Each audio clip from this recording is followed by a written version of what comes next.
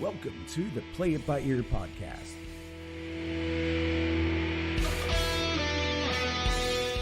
The podcast where the topics may vary because, hey, we play it by ear.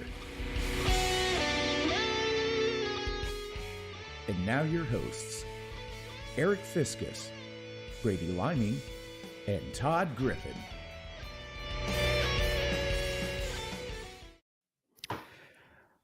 Welcome to episode CXCIII. Ooh, fancy. Non-Romanus Americanus. I think that was the real reason for the downfall of the Roman Empire, because their numerical system was very unwieldy. Very unwieldy. 193 for you present day folks. Welcome, everybody. Do you remember the famous Howl at the Moon Saloon where they did that the wheels on a big rig, 18 wheels on a big rig, and they did them in Roman numerals? I.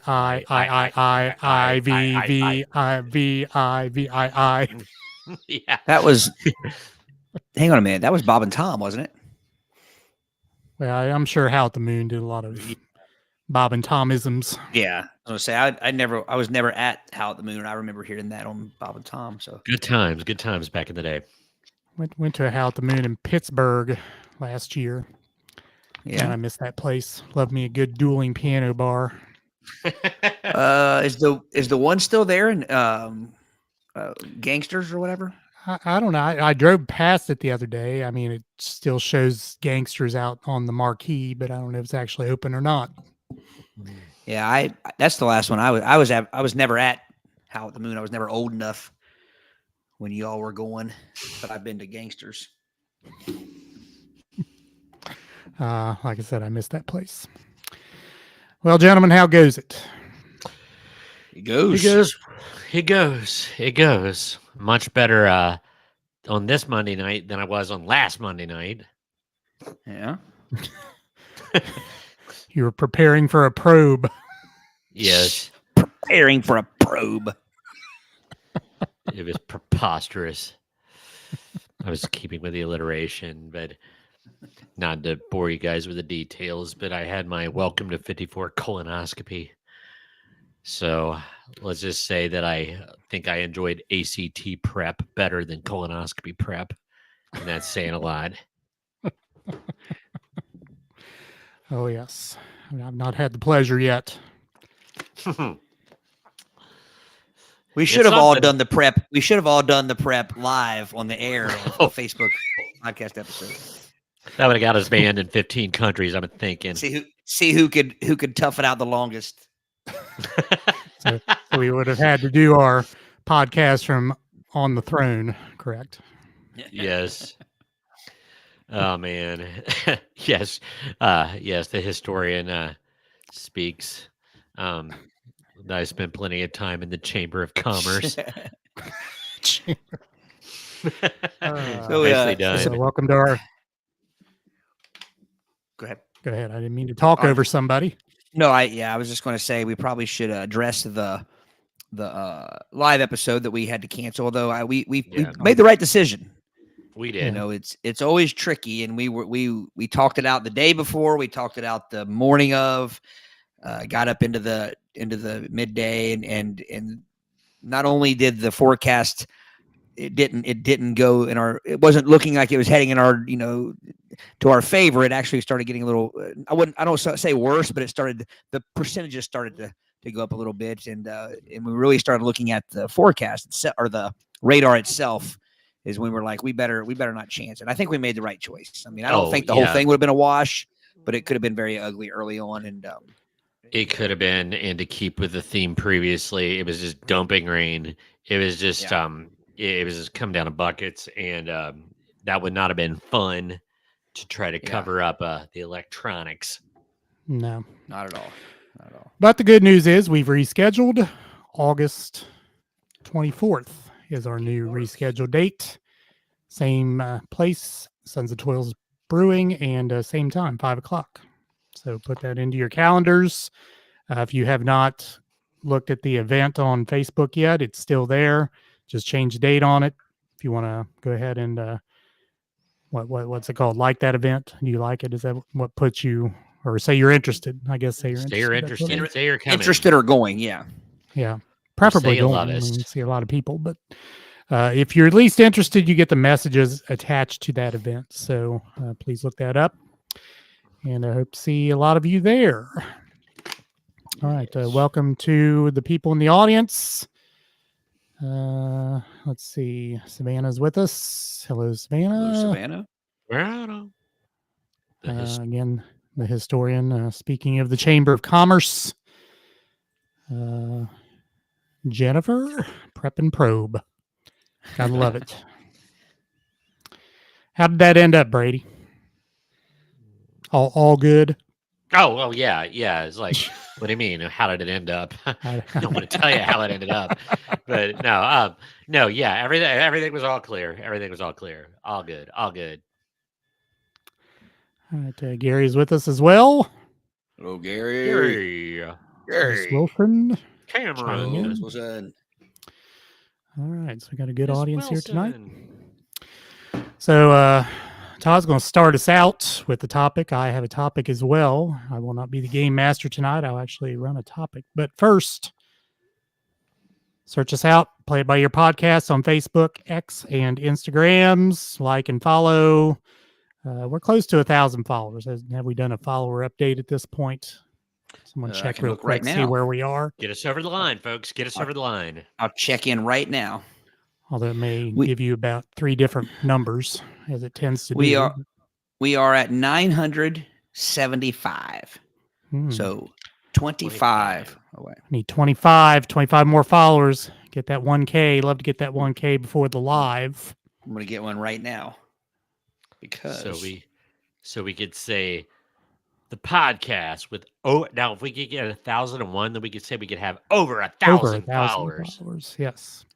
Right. So if you have become a follower, share us out to your friend group, and then they can follow us, and so on and so on and so on. What was that commercial? That hair shampoo commercial back in the 70s? I told one friend, and she told one friend, and so on and so on. I just sent. I'm sorry. I was sending. I just sent 4.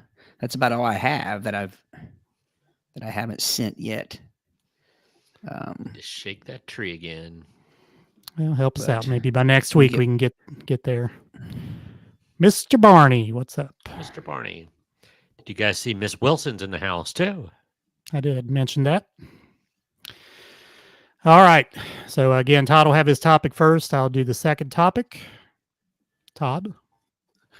All right. So I have a food topic, but it's not a bracket.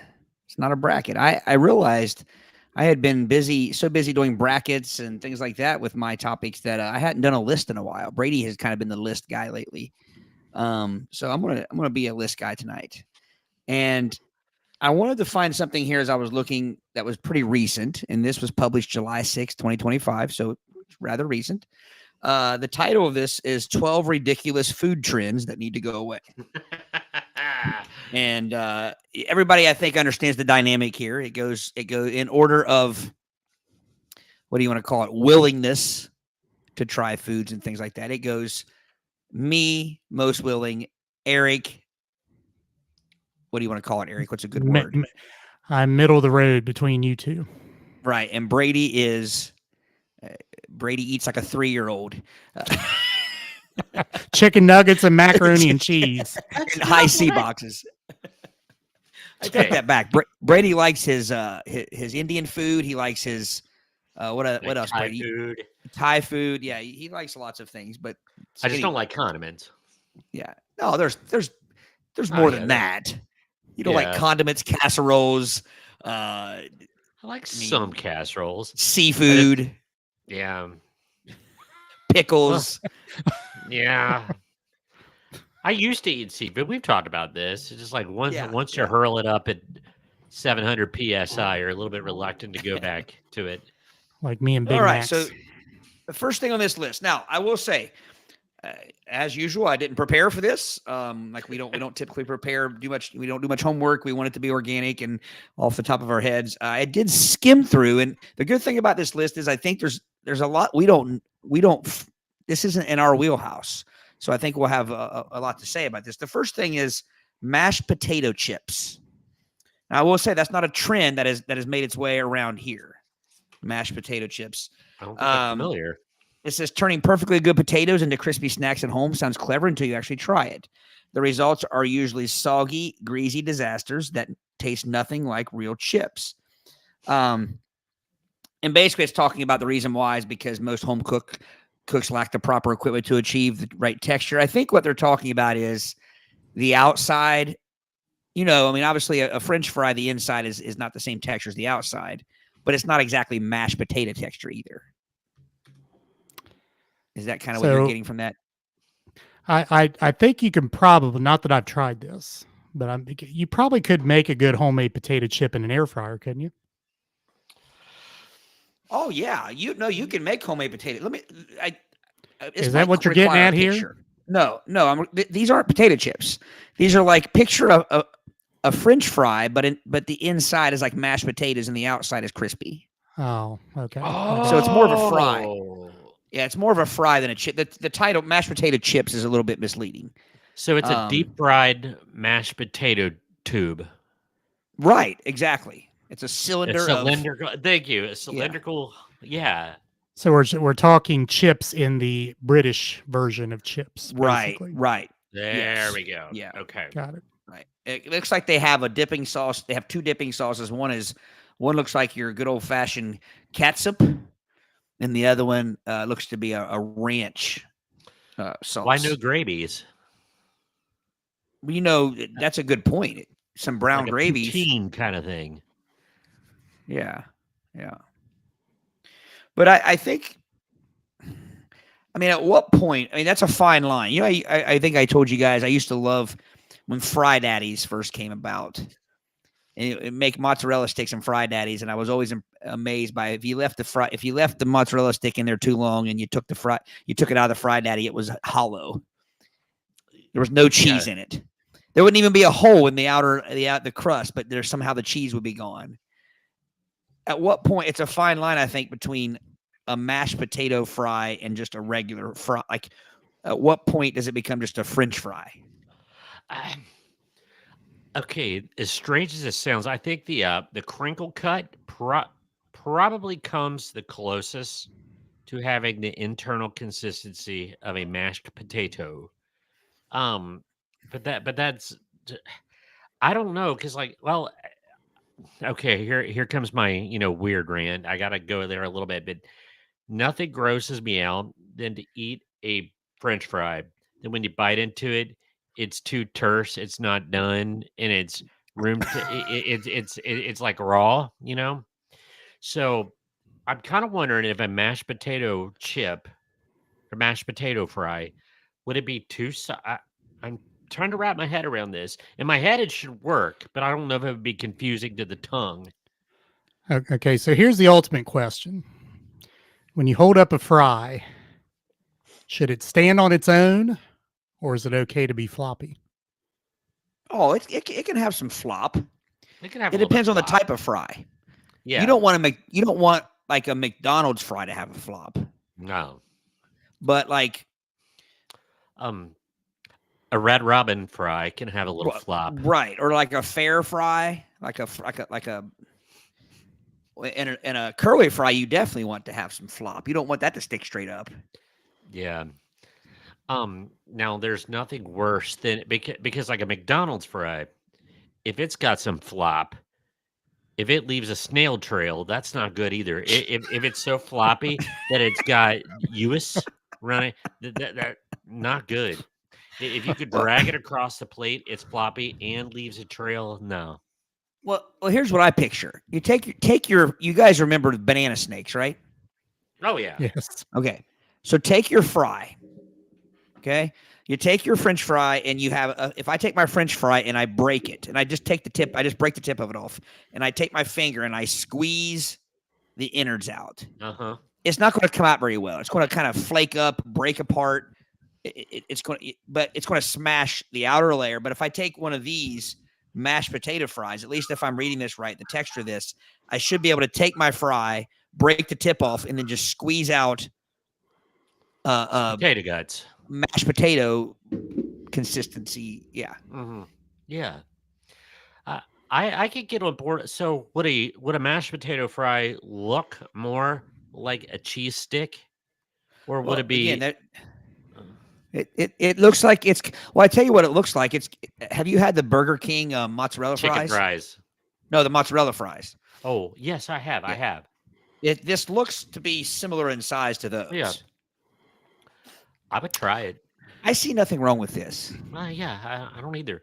Especially if you have some poutine gravies with it. Great. You need some brown gravy would be nice. You don't want any of that white gravy. So here's the question about this particular dish or whatever you want to call it. You never see anybody putting ketchup on mashed potatoes. No, God. Right.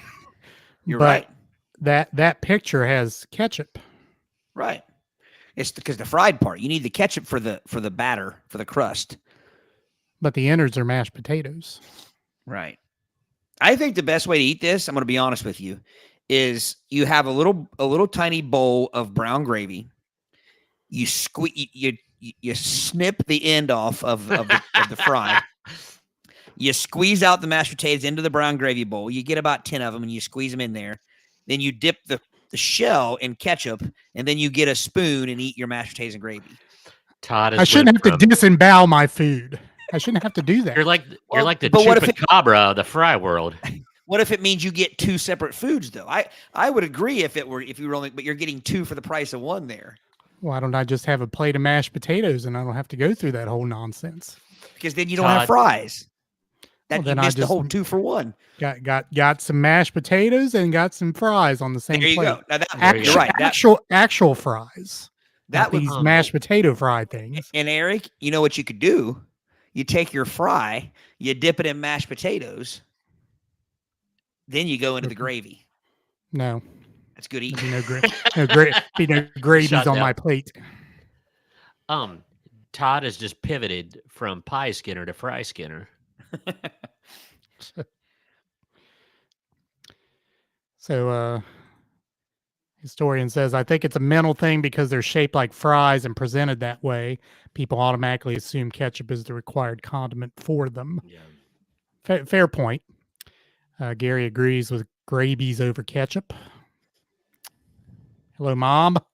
Mom is with us. Hello. Yeah, Jennifer said absolutely not. I don't know. I think that's when I asked the question, should a fry be floppy? Maybe that's what she was saying, absolutely not too. Yeah. You know what's the worst? And then I'll move on. A floppy waffle fry. Yeah, you can't have that. Not at all. I had one. Not good. Yeah, that is true. That's yeah. All right. Number 2 on the list. Rainbow foods. So I've seen, again, I don't think this is a trend we see. What's the ice cream that UDF has that's like, it looks like a bunch of Play-Doh just mashed together? Oh, yeah. It's in the sherbet family. Superman. Is it Superman? Yes. Yeah. Yeah. It does look like Play-Doh. I don't know why it's called that. It I don't know what the relationship is. Well, in this picture has a bagel. And the bagel looks like a Play-Doh. It looks like something you make out of Play-Doh. What is it about when you have all these colors of the rainbow in foods that it instantly looks like Play-Doh? It says artificial food coloring has invaded everything from bagels to pasta, creating dishes that look like they belong in a crayon box. Well, I say Play-Doh tub. These rainbow creations prioritize Instagram appeal over actual flavor and nutrition. Most of these colorful foods taste exactly the same as their normal counterparts, just with added chemicals. Killjoys. I have no problem with this either. I have no problem with the artificial coloring if it makes you happy. Now, do you think it causes what's the word I'm looking for? A misinterpretation of what that's going to taste like. Like I'm looking at something that's pastel colored. I'm thinking it's going to be sweet, but a bagel's not going to be sweet necessarily. That's a good point. That's a good. You're right. If I'm looking at that, I expect that to be sweet, a confectionery, if you will. Yeah. It's kind of like I think I just talked about this a couple weeks ago. I remember being a little kid and the Big Red Machine. They had a special edition vanilla ice cream, but it was bright red, but it tasted like vanilla, and that was fine until you put the chocolate syrup on it, and it just was not visually pleasing. Yeah. It looked like a crime scene, and but it kind of messed with your head a little bit. Probably look like your colonoscopy prep. Hopefully not. Well, and to go along with what Eric said, not even just a matter of I expect it to be sweet. If I see multicolored food, I expect it to taste different. Yes. Do you know what I mean? Like even if it's not sweet, like if I eat something blue, it should taste different than something yellow and something orange and something green. Well, I'll tell you the one that I wish did that is the spinach pasta that has a green color to it. I wish it just tasted normal. I had some green tint to it. It's not that it tastes awful, but I just don't like it as well as normal pasta. Now I like the spinach wraps. They're green. Yeah. Like they don't taste bad. No. It's not that they taste bad. They're just not quite as good. Right. And this is another trend that I don't think we have much to say on it because it's not really something we see much of. I see the Superman ice cream. That's about the only thing I can think of off the top of my head that has that swirl, kind of swirl rainbow. I've never had that. What does that taste like? It tastes blue. That's all I got to say. Brady said Brady is wrong about something. It's not in the sherbet family because it's not. It's not. No, it's not. It's more of just. It just kind of tastes to me like it's just a sweet sugary ice cream. It's not like a Smurf. Sherbet has a tang, a fruity texture to it. To where Riley's here, but she gets it all the time.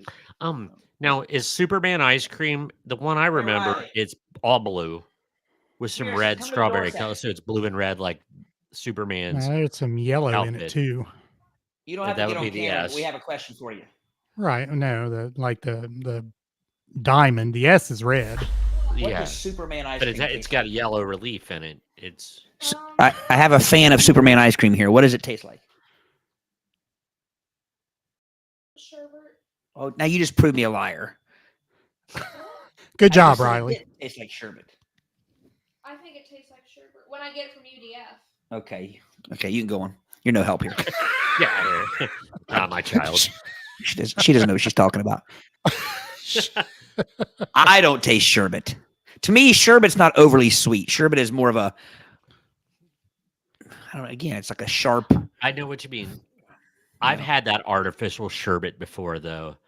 Because I remember, man, I was a little kid. It was on vacation. You get your scoop of ice cream when you're hitting the the touristy spots. And I remember getting a brightly colored, multicolored, obnoxiously bright colored, artificial looking, and it was real sweet. But I just couldn't quite place the taste of it. Anyway, yeah, I don't know, but again, I go back to the first two. I don't think are something that we've dealt with much around here. These trends. So let's see if the third one is skinless chicken breast in a slow cooker. Definitely something that a lot of people do. He makes a lot of meals that start out as just some chicken, some pulled chicken in a crock pot. Slow cookers work magic on tough cuts of meat, but chicken breasts are not one of them. Without skin and bones, these lean cuts turn into rubber when cooked for hours. The low, slow heat that makes pot roast tender destroys the delicate texture of chicken breast. You end up with a stringy, flavorless protein that even sauce cannot save. Chicken thighs, pork shoulders, or beef chuck roast are much better choices for slow cooking. Stop torturing innocent chicken breast and use cuts that actually benefit from this cooking method. So, people that cook out there, what do you think? I will say I have had some crock pot pulled chicken that was a little tough. Yeah, and I have had some slow cooked Instapot chicken. And it got very loose meat, but loose poultry. It got very just fall apart, but it tasted excellent. its texture just changed a little bit. So I don't think it's the best choice, but I don't like cast a chicken pox on it. I didn't mean to do that, but but yeah, I think I did have one. I don't even remember where it was at. Probably some kind of carry-in someplace where the chicken was more like gelatinous goo. It's like chicken flavored stuff. But Yeah, it just I didn't. think. Yeah, I think this is a different issue, though. I mean, you're talking about like this is talking about it dries it out, so it wouldn't be gelatinous. This is talking about like chicken breast doesn't hold up to the elements in a crock pot, is what they're saying. Without, again, I've had it out of a crock pot before. I've had it tough. I've had it stringy. I don't know. I can't form a strong opinion about this. I can't either. I love pulled chicken. I mean, yeah. I had it just yesterday. I mean, my wife does it all the time, and it's right. It's a little more. That's a good word. A little more stringy than the pork would be, maybe. But right. It's I like it all right. Well, and I know this too. Like it's one person's idea of tough, or too tough, I should say. It's just different. Like there are times where I'm eating something, I'm like, oh, that's kind of tough. I don't chew it, and then like. Say you'll be like, I don't think it's tough at all, or something like that, or somebody else will. So I think that's just a threshold thing. Yeah. Definitely don't like rubbery chicken though. Number 4 on the list. Weird pasta recipes. Oh, I forgot. We were talking about the rainbow covered things. I forgot I think I brought it up on this show. Several years back, I did buy some pasta that was all different colors. If you remember right. I got it from Scott Baio, from TV. Scott Baio was, that's not where I thought you were going with that. No, he had a tweet and had whatever, he was making some pasta, and he said this is where he always gets his pasta. It reminded him of his grandma's, whatever it was, and I ordered a couple bags of it, and I tweeted Scott Baio and said, "Hey man, took your advice and got some of that pasta," and he wrote, "Great." So I don't know if he was saying like that's great, like leave me alone, or he was saying that's great. There was no punctuation, no nothing, no capitalization, just the word great. Now, what would you have said if he made the comment, "Oh yeah, I got the recipe from Richard Marx"? But he wouldn't have gotten that. I can tell you that. Yeah, he and Richard Marx have had some notorious Twitter battles. Matter of fact, I said my first time reaching out to Scott Baio was thanks for the follow, because he followed me back on Twitter.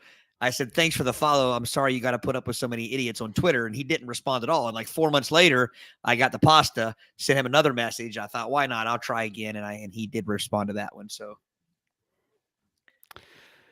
All right. So, anyway, so that, go ahead.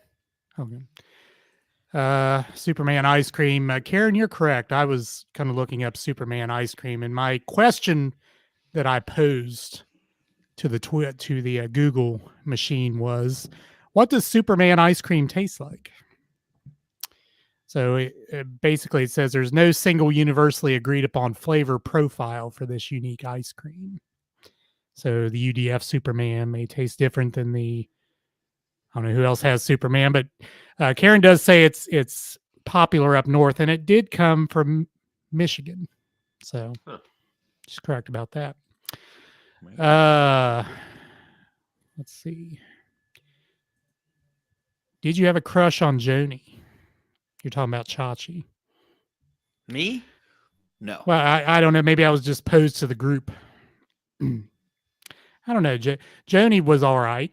She was not my favorite. No. I think I was a little, I think I'd have been a little young. Yeah, probably to have a crush. I mean, nothing against her. I had nothing against her. I just. Now is that urban legend that Chachi meant something in Korean? Joni loves Chachi. Well, I don't know. I never heard that before. I know Chi-Chi's did. Well, and that's it's Spanish. I know right? Cholito did, which is why Taco Bell had to change it. Well, the story goes that Joni Loves Chachi played on Korean television, and chachi being in Korean a word for the male appendage. So they had to change the name, or the show got very popular, and they had to change the name of it. Guess people I maybe didn't- tuned in thinking they'd see something different than what they saw, but I never heard that before. I don't know if that's urban legend or Hey, whatever. John, how's it going? Yes, John. I was Gosh, gonna put Gary John up Troutman. there. Oh, You're probably right, Gary. He was probably saying, "Great, this guy again." I'm an ally, though. He should know I'm on his side. I defended him on Twitter against the evil Richard Marks. I should have known better.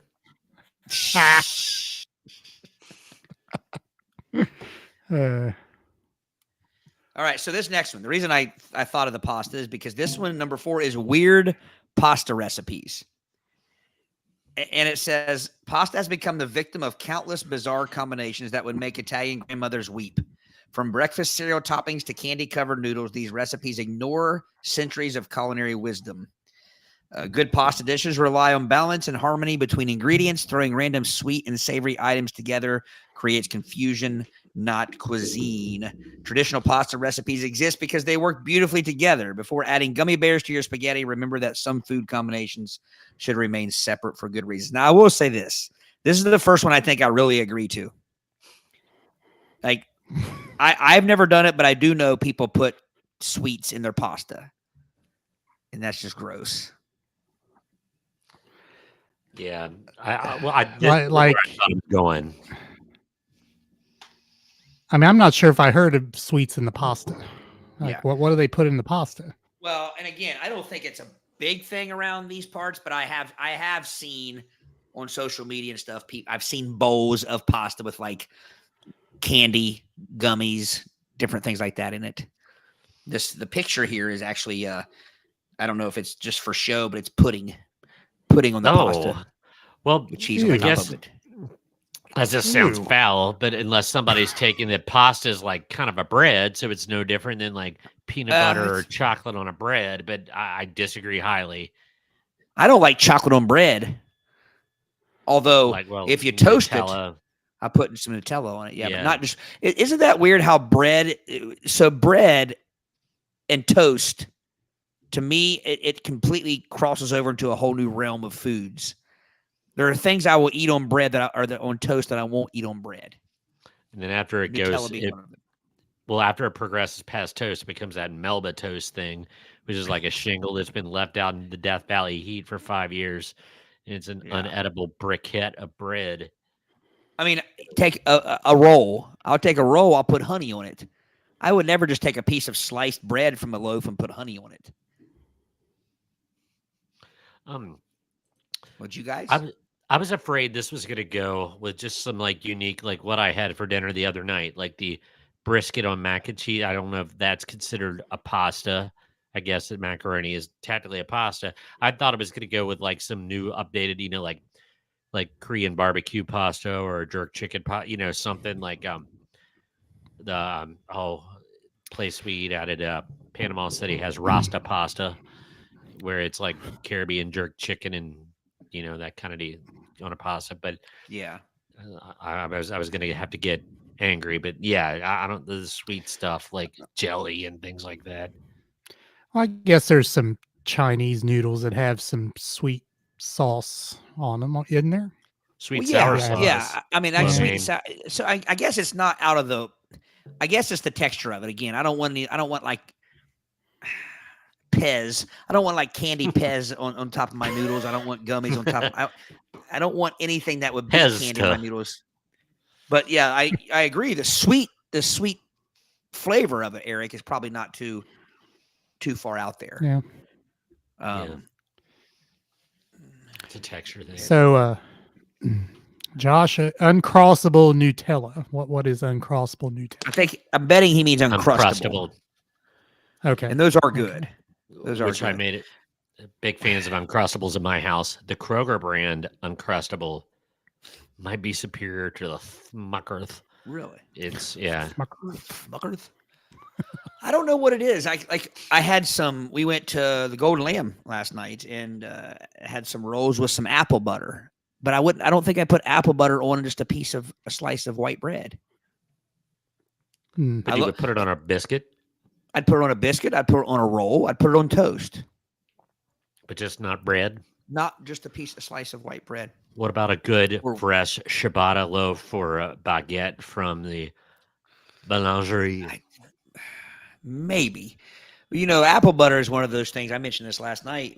I love it, but I never think to buy it. I never get Yeah. it any. It's just if it's put in front of me, like it You'll eat was the here heck at out the Golden Lamb, I'll eat it. But I don't ever think of it when I'm not staring at it. I get you. I get you. What is apple butter anyway? Like, is it apple or is it butter? I think apple jam sounds, but apple butter and Not the probably same, with- though. No, Not So even it doesn't have the roasted. consistency of jam. Right. Or butter. Think about it. True. but it's not quite applesauce either. But it's closer to applesauce, I think, than any of them. It is, but I could sit and eat spoonfuls of applesauce out of a jar if it was mine own. But eating this from this apple butter from a jar, that's going to give you the beatus within about a minute. Wonder why Well, that is. But also, okay. Go ahead. Do you want to hear what it is? Sure. Real quick though, before you say that, because I was going to say the reverse of that is also true. I would never take applesauce and put it on a biscuit or a roll or anything like that. No. Go ahead, Eric. All right. Apple butter is a concentrated spiced applesauce that is cooked slowly to a point where the sugars caramelize, giving it a deep brown color and a thick, smooth, spreadable consistency. Despite the name, it does not contain any actual dairy butter. The term butter refers to its soft, spreadable consistency, similar to other spreads like peanut butter. Comes from apple teats. Bon apple teat. Sorry. Sorry. Mom, did you hear that? He'll be denying he said it in a week or two. Yeah, right. Did you get that, historian? Did you make note of that? Timestamp it when we're arguing about it here in a couple weeks. All right, number 5. It's another one that I will say this. At my age, I don't find myself at a lot of baby showers. Even when I was younger, I didn't find myself at a lot of baby showers because typically, and that is something Baby that's showers changed. are a woman thing, aren't they? But that's changed now. I think Yeah. True. Matter of fact, I was a pioneer. I was one of the first I know that went to. But I'm going to be honest with you. The only reason I went was for the food. I went to both of them. But I shouldn't say this. I didn't go to every shower that Celia had. But I went to a baby shower for each kid for the family. But even I've noticed that some of the work baby showers, you guys have been in elementary education for years. Yeah, But I've done those. it seems like a lot of them now they have the spouse is there, the husband is there. We're just there for cake. Yeah, I'm kidding. But this says nacho baby showers. Baby showers deserve elegant finger foods that guests can eat while celebrating, not messy nachos that require both hands and multiple napkins. This 10 creates more cleanup than joy. Pregnant women and dressed up guests should not have to navigate cheese-covered chips and drippy toppings. The mess factor alone makes this choice inconsiderate to hosts and attendees. Simple sandwiches, fruit platters, or bite-sized appetizers show more thoughtfulness. Save the nachos for casual game day gatherings where everyone expects to get their hands dirty. Brady, do you call poncery? Lighten up, Francis. Keep in mind, these are opinion lists. They're not like Yeah. It's not presenting it as facts or. Oh, I know. Oh. Well, go ahead, Eric. that was a Miss Manners sort of opinion. I mean, Miss Manners has opinions too, but she puts them off as gospel. Yeah. I just imagine a bunch of my female friends with white gloves holding a piece of apple, because they heaven forbid they eat nachos. But Can I play devil's advocate here though? sure. I can agree with this. Now, let me this disclaimer. If you do this, it's not like I'm judging you, but I also can see like where if I go to a shower or I go to I don't want to have to work to eat. It's no different than if I go there and you have a plate of hot dogs, you have a bun, you have some sauce, you have some cheese, you have some mustard, you have some. I'll do it, and I'll love that. I'll make myself a coney, but it's much better, I think, at those kind of things if it's already made and you can just grab it and eat it. Because I think that's what this person's saying. You want your food pre-constructed. So I'm gonna think that nacho baby showers kind of covers all of the you have to make it yourself in order to eat it type thing. You have to, you know what I mean? It's not just a matter of plating it and eating it. You have to construct something, like Eric said. So I'll play devil's advocate a little bit. So Celia doing her best Western cowboy says, "Who in the hell gets all gussied up for a baby shower?" Say is the only person in the country less than 97 years old that uses the word gussied.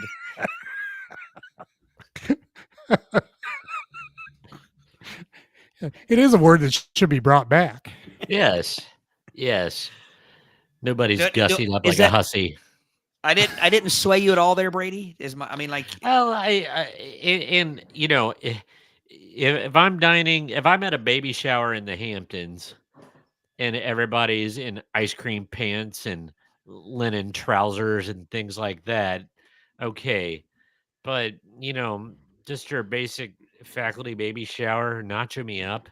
I don't know. Like I said, I definitely see where it could be a little bit messier, but I don't see getting fired up about it to like write a this needs to go away.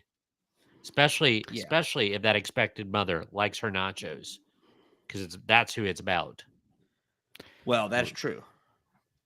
So Gary says, I was thinking the same sort of thing, but Gary said, yes, pre-made Vienna sausage conies are a way to go. I was thinking Vienna pigs in a blanket. That was what I was thinking. So Gary, are those cooked or uncooked? They better be, especially if they're a coney. They better be cooked. But I will say you don't usually use Viennas for pigs in a blanket. That might be mini weenies. Pretty good. Yeah, you use the mini weenies. Same way the old. I love the old barbecue weenies and sausage balls, like in the barbecue sauce. You got your toothpick, you stab them like you're. Once again, great minds. Yeah. Yes, my Austrian swine will be cooked. Especially if they're going in a little bun, little small bun with sauce. Brady, I want you to do something for us. I want you to put about 20 cans of Vienna sausages in a crock pot all day and see what happens to them. That's why I've always it's been pan fried. I can imagine they'd probably disintegrate, wouldn't they, in a crock pot? Would they? If you take the congealing fluid out, it probably wouldn't. But you got to leave the fluid in. You got to. Not only do you have to leave it in, you got to inject more of it throughout the day with the baster.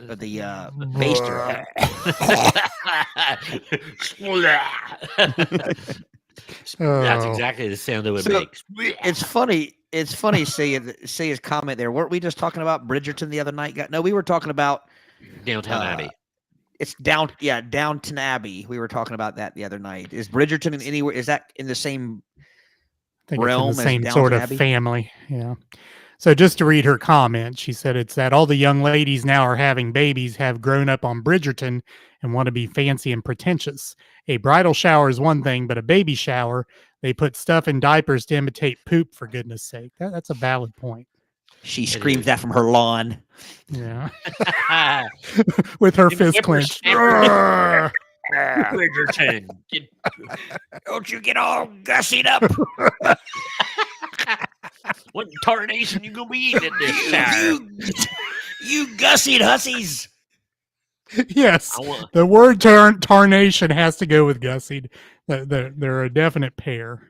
And I say, I don't want no. I say, I don't want no.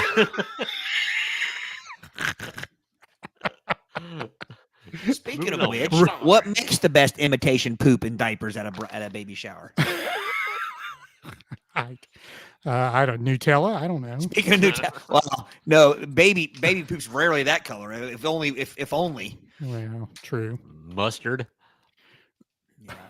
See, it's all Maybe fired mustard up. mixed with Nutella. Oh, you froze. That was like a police squad freeze. That made his eyes water. Need some Dusseldorf from White Castle. Well, she's still on fire. Do they I think they're know. having the next heir to the throne? Ridiculous. Calm down. Should be a rootin' tootin' in there somewhere. Number Varmint. 6. Put them varmints on a bun. I have no problem with number 6. In fact, my daughter, she makes these frequently. Cake in a cup. Cake in a cup. Microwave mug cakes promise instant gratification, but deliver disappointing results that taste like sweet rubber. The texture never matches real cake, no matter how many recipes you try. Proper cakes need time for ingredients to blend and develop flavor through traditional baking methods. Rushing this process with microwave shortcuts creates dense, artificial tasting desserts. See, now I was thinking cheesecake in a cup. That's good. Well, am I missing something here? Isn't cake in a cup a cupcake? No. No. No. Cake in a cup is what is it's just what it just said. It's a microwave. You put it in a mug. You make a little miniature cake in a mug in the microwave. Oh, am I misheard? I'll have to. Is it like micro cake? Like you put the water in it, you stir it, then you put it in the microwave, and Pretty much. Yeah. I think I've had one once. It wasn't terrible. I mean, Okay. If Not I'm serving it to Cervati's, you, let's just say I have you guys over and we're in the basement watching some Mystery Science Theater, and I say, hey, you guys want some cake? I'm going to go make one. And if you guys actually think I'm going to go put the time in to make an actual cake, take hours, like I even know how to bake a cake, that's on you. If I come back down 2 minutes later and I have 3 mugs of cake, you like it or you don't. I don't like. It's not. I will hoop You know what and I mean? holler. What are your expectations? I think is what I'm getting at. If I I'm see okay, if I'm in charge of providing the dessert for your wedding and I make a bunch of mug cakes, okay, you can complain, but I don't think anybody's expecting anything out of a mug or a cupcake or a. If know what it's I mean? a sweet confectionery, I would say, thank you, good sir. That's what I would Yes. say. Now, Chris, And- you're all right. You have to. They can get too done, and they can be underdone. yeah, Coffee cup commerce, in his words. yeah. I mean, I would just be marveled at the science. Like, what is this sorcery you're bringing me cake in a cup after 2 minutes? It's Now like, you'll burn your full mouth if you aren't careful. Yeah. You got to let that thing air out before you Right. dig into it. yeah. That is true. So back to the baby poop thing for the shower. Celia says spicy brown mustard, and then Miss Wilson goes another step further. Celia's answer with mashed potatoes. Ooh. Gag. Yeah. Karen is with Celia on the topic of pretentious baby showers, and don't even get her started on gender reveals. Those seem to be going away, though, don't they? Yeah. I don't know. Melted Baby Ruth or Snickers or Payday. Man, that Payday is coming out of a baby. They need to chew more. Chew with what? That's a good point. Never mind. Strike that answer. I'm on autopilot. All right. Number 7. Let's finish this up. This stuff. Fake recipes. I don't know what this is. I haven't read this one. Social media influencers share picture-perfect recipes that look amazing, but they never work in real kitchens. These fake recipes prioritize viral content over actual cooking success. Many of these videos skip crucial steps or use impossible techniques to create their stunning visuals. Home cooks waste ingredients and time trying to recreate results that were never achievable. I think this just means this is when there's a gap between the picture of the food and what actually the result. Okay, so I think you could remove food from what you just read and apply that to any quote unquote social media influencer. Well, you're probably right. I mean, it doesn't matter You're what they're probably trying right. to influence me on. It's just nonsense and it's Mhm. not real. You know, so However, I mean, let's think of the other side of that, though. Would you ever buy any food or anything like that if it just looked like a mound of slop on a plate? I mean, would you ever restaurants want have to been try doing it? it for restaurants been doing it for years. I Yeah. mean, you You're think talking those about the burgers on TV are actually what they're supposed to be? I mean, right. Yeah. they don't look anything like that when you get them at the restaurant. And there's no way to get them to look like that because the things they put on those things are not edible. Here is an example. Maybe no, I don't want to, because in San Diego, like I don't know what it is about San Diego, California, but even the most basic of foods, presentation, and we're not talking about hoity-toity fancy things, but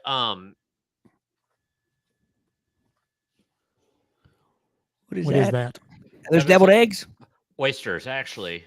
Ugh. But here is Ridge's fish sandwich, and it's French Fist. fry. But yeah, I mean, look at that. Doesn't that look phenomenal? And all I had was like a basic. I had a Philly cheesesteak. Look at that presentation, Nice. and it's something basic, but they just kind of like you know, Randall's macaroni and cheese and California fruit salad. So it's about the presentation. Now, if you're just making ramen noodles and throwing some cheese whiz on it, and you're doing all the foofery with it, but also you're making it at home. If you're Right. going Right. out someplace, it's about the effort. I don't know. Am I Now, missing the Riley, point here? my daughter makes ramen noodles, and she doctors them up some. I know one of the things she does is sometimes she puts like the red pepper flakes, and she also puts an egg on them. Oh yeah. Like a raw egg and then cooks it. Yeah, cooks it. Yeah. Now, the ramen noodle place. Once again, about the presentation. That looks good.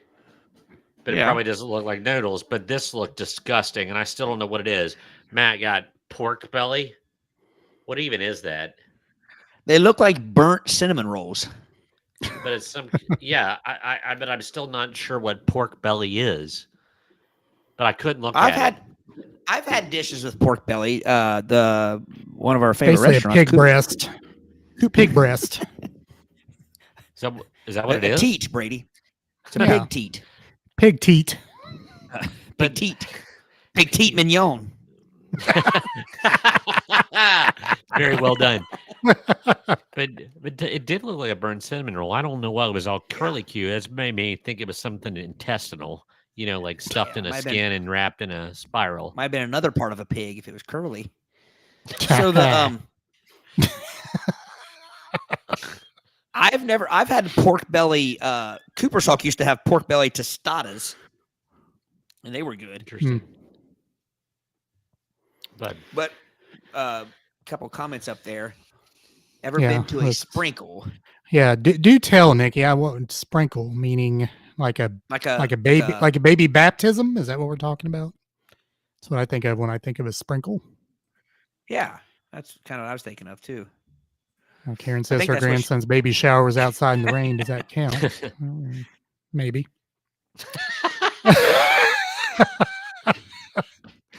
We'll get to that. Historian says I'm right. The pizza companies screw down the pizzas to the wooden serving tray and use glue to make the stretch of the cheese look so much better than it actually is. Correct. It's all about the presentation. Yeah. Celia says Riley puts an over easy egg and chili oil on her ramen. Oh, Riley speaking the language there. I knew she doctored them up quite a bit. Pig welling teat according to the historian. Nicely done. So, Gary, I got to correct you, though. Gary said add corn to that. Babies wouldn't be eating corn yet either. No, I thought he was referring to a 50-something-year-old person poop, Oh, not baby Oh, poop. No, I just put that in. I didn't know what he was talking about. people do that at retirement dinners. The other end of the spectrum. all So right. Nikki Number says 8. a sprinkle is for a second child. What's the third one? A second miss? child.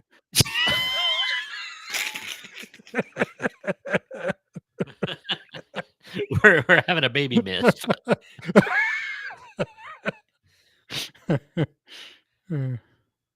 Oh. Sorry, Todd. You still That's there? right. Yeah, I'm still here. I had to fix my ears, and I got to send you guys a text real quick. For $5.99 a month, you can subscribe to our Top Kid. To our text thread. That would be interesting. Oh. So, All right. what- Number 8 on this list. Okay, I pronounce this wrong all the time, and my daughter and my wife make fun of me. And I only preface this because, is it avocado or avocado? I say Ah. avocado. Avocado. Yeah. Avocado? I think I usually say Yeah. avocado. But can't it be one of those words like caramel or caramel where either one could be right? Or Don't- potato. Don't say Nevada and Nevada. That's all I'll say about All that. right. Number 8 is avocado on everything. Now, this has been around for a while. And I probably, the historian could probably look back on episodes and see where I was against this. But I have since changed. I like avocado. I like it on about everything that most people eat avocado on. So I am a convert. I'm converted to I love avocado. Randallin is an avocado baby freak. I mean, she's 10. I make her avocado toast. She wants it all the time. Yeah, she loves it. She eats avocado and everything. I like avocado toast. I like avocado on a Subway sandwich and a taco on a She taco. I can't get enough of it on things. Can't look at that and Avocado, eat it. Yeah. Have you tried it? Mhm. No, I can't look at it and eat it. I know. I have not tried it. Well, I close will your not try it. eyes. Close my. It's I should not have to close my eyes to eat my. Just like I should not have to disembowel my food. I should not have to close my eyes to eat my food. Avocado tastes good for a second. Avocado is like mushmelon or muskmelon or cantaloupe. That it has an aftertaste that's like getting hit with a brick. And avocado and honeydew is the same way. Yeah. And I like none of those. Well, you don't like. I thought you liked avocados. Love mangoes. I'll eat a mango with anything. You might as well, I'm gonna tell you something. You might as well just latch your lips onto an armpit if you eat a mango, because that's exactly what they smell like. They are. It's like a locker room. Is what it's bo. Like we talked and discussed this the other night. I think Todd and mango is kind of like some people have that genetic predisposition where they can't eat cilantro. I think there's something in his taste buds that makes mango taste like bo. I want to punch people that chew mango gum near me. Really? Yeah. Oh my gosh. Wow. Yeah. Ugh. Smells exactly like a sharp cheddar armpit bo. And Randall and I ate a whole bag of dried mango from Sam's Club. I mean, we killed that bag in one day. It's like I love. I'll that ask you stuff, the same thing though, because here's the difference, fellas. And when I say fellas, I'm mainly talking to Brady, but Eric as well. The difference is all of the things that I say I have tried and given chances. You guys will poo-poo on food that you won't even try. Oh, I had avocado. I just don't Oh, like I'm not saying. I'm just saying in general. Like that's I try things. Some things. I won't eat like crawdads and stuff like that. But Okay, so you cannot argue on one hand that presentation is important and then yell at me for not eating something I don't find visually pleasing. You can't do that. Oh, I The can. double side. Well, you can. It's a double-sided argument, which renders it null and void. But Well, no, I cannot think- eat avocados. but I guess my argument be, what is so unappealing about avocado? Is it the shade? Is it the presentation? And Karen gets it too. The texture is nasty. I mean, I see someone spread an avocado on you said a Subway sandwich. I stand behind someone in line getting that. I want to throw up. I mean, no, I can't. You want to talk about baby poop? That looks like baby poop. okay? Do you like guacamole? No, I do not. Okay. Brady, there is no reason for you not to like guacamole.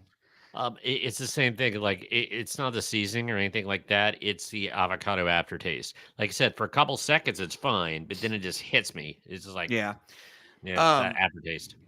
I actually think, to be quite honest with you, I think avocado is pretty tasteless. So I actually think I eat it for the Tackiness, filler, the spread. Yeah. But let me read this though, because it's not, these people aren't anti-avocado. Avocados are nutritious and delicious, but they do not belong on pizza, in smoothies, or mixed into every single dish. This healthy fat has been stretched beyond its culinary limits. Some flavors simply clash with avocado's creamy, mild taste. Forcing this ingredient into desserts or savory dishes where it does not belong creates weird textures and flavors. Karen, enjoy avocados where they shine naturally, on toast, in salads, or as guacamole. So this Now- is the year-round version of pumpkin spice.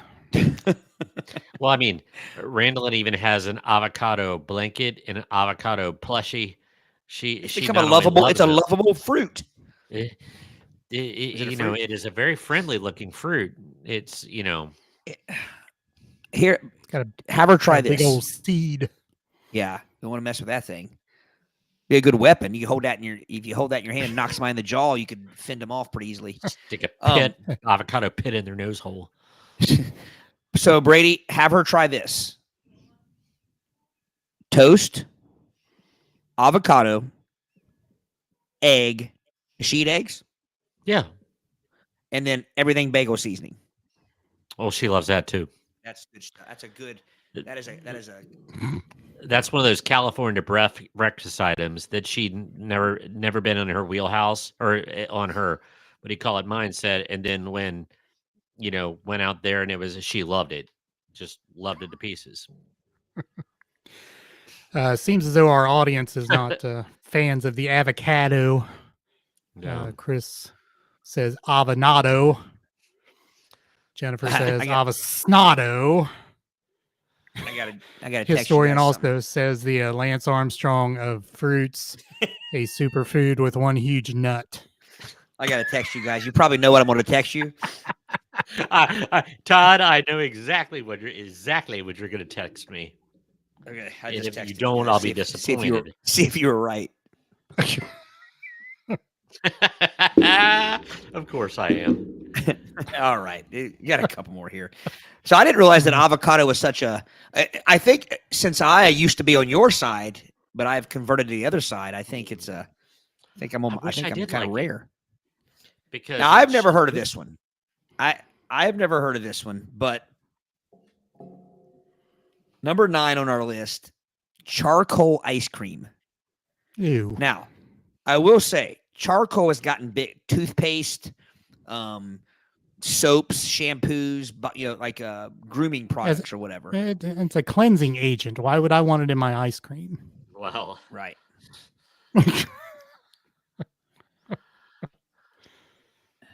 Now, this is interesting. It says activated charcoal turns ice cream into unnatural black color that looks more like motor oil than dessert. This trend sacrifices taste and safety for shocking visual appeal. Charcoal can interfere with medications. Keep that in mind, folks, if you're eating charcoal, and provides no nutritional benefits in food. The dramatic color might create social media buzz, but it also creates genuine health concern for consumers. I didn't know this. We got to do some research on this.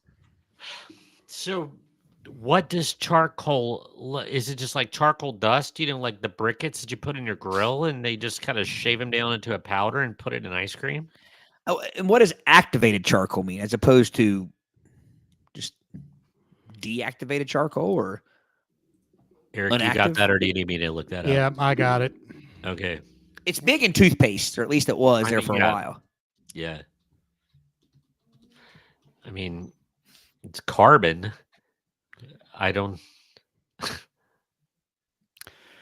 While both activated charcoal and regular charcoal are forms of carbon, they differ significantly in their structure and intended uses. Production process is different. Surface area and porosity is different. I didn't know that was a word, porosity. Yeah. Adsorption.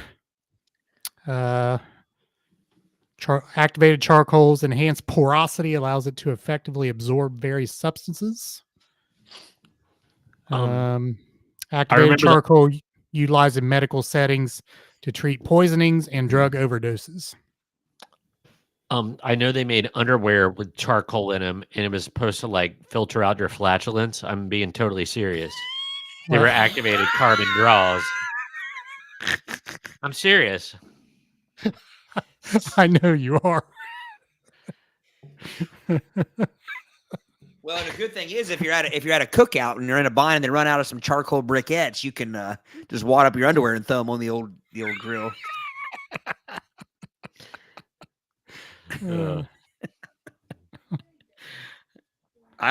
That was new to me. Again, I didn't know charcoal. I knew charcoal was big in, again, toothpaste and soaps, and I think I at one point had a charcoal shampoo or something I tried. Right up there with pine tar. They put pine tar on everything again. Number 10. Annoying thumbnail titles. I'm interested to see how this fits into recipe videos or misleading thumbnails with phrases like recipe videos use misleading thumbnails with phrases like "you won't believe this secret" or "chefs hate this trick" to grab attention. These clickbait tactics overpromise and underdeliver consistently. I think this is along the same lines earlier of the presentation piece. Yeah. The actual recipes are usually basic techniques that any cookbook could teach you. The dramatic, I'm getting stuffed up as we talk. That's why I'm having a hard time reading. The dramatic presentation creates false excitement about ordinary cooking methods. So this isn't really a trend with foods. It's more about, again, the presentation. So they're saying, like, don't put a peanut butter and jelly sandwich on a plate and say, don't let a chef know that you could do this at home and without their help or something like that. Is that what it's saying?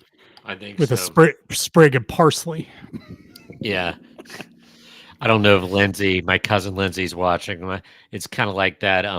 We were at some restaurant in Florida on vacation. She was probably about 6, 7, I think 6. And they brought her plate and she's like, excuse me, I didn't order a leaf because there was like a parsley thing on it. And she was offended that I didn't order this leaf.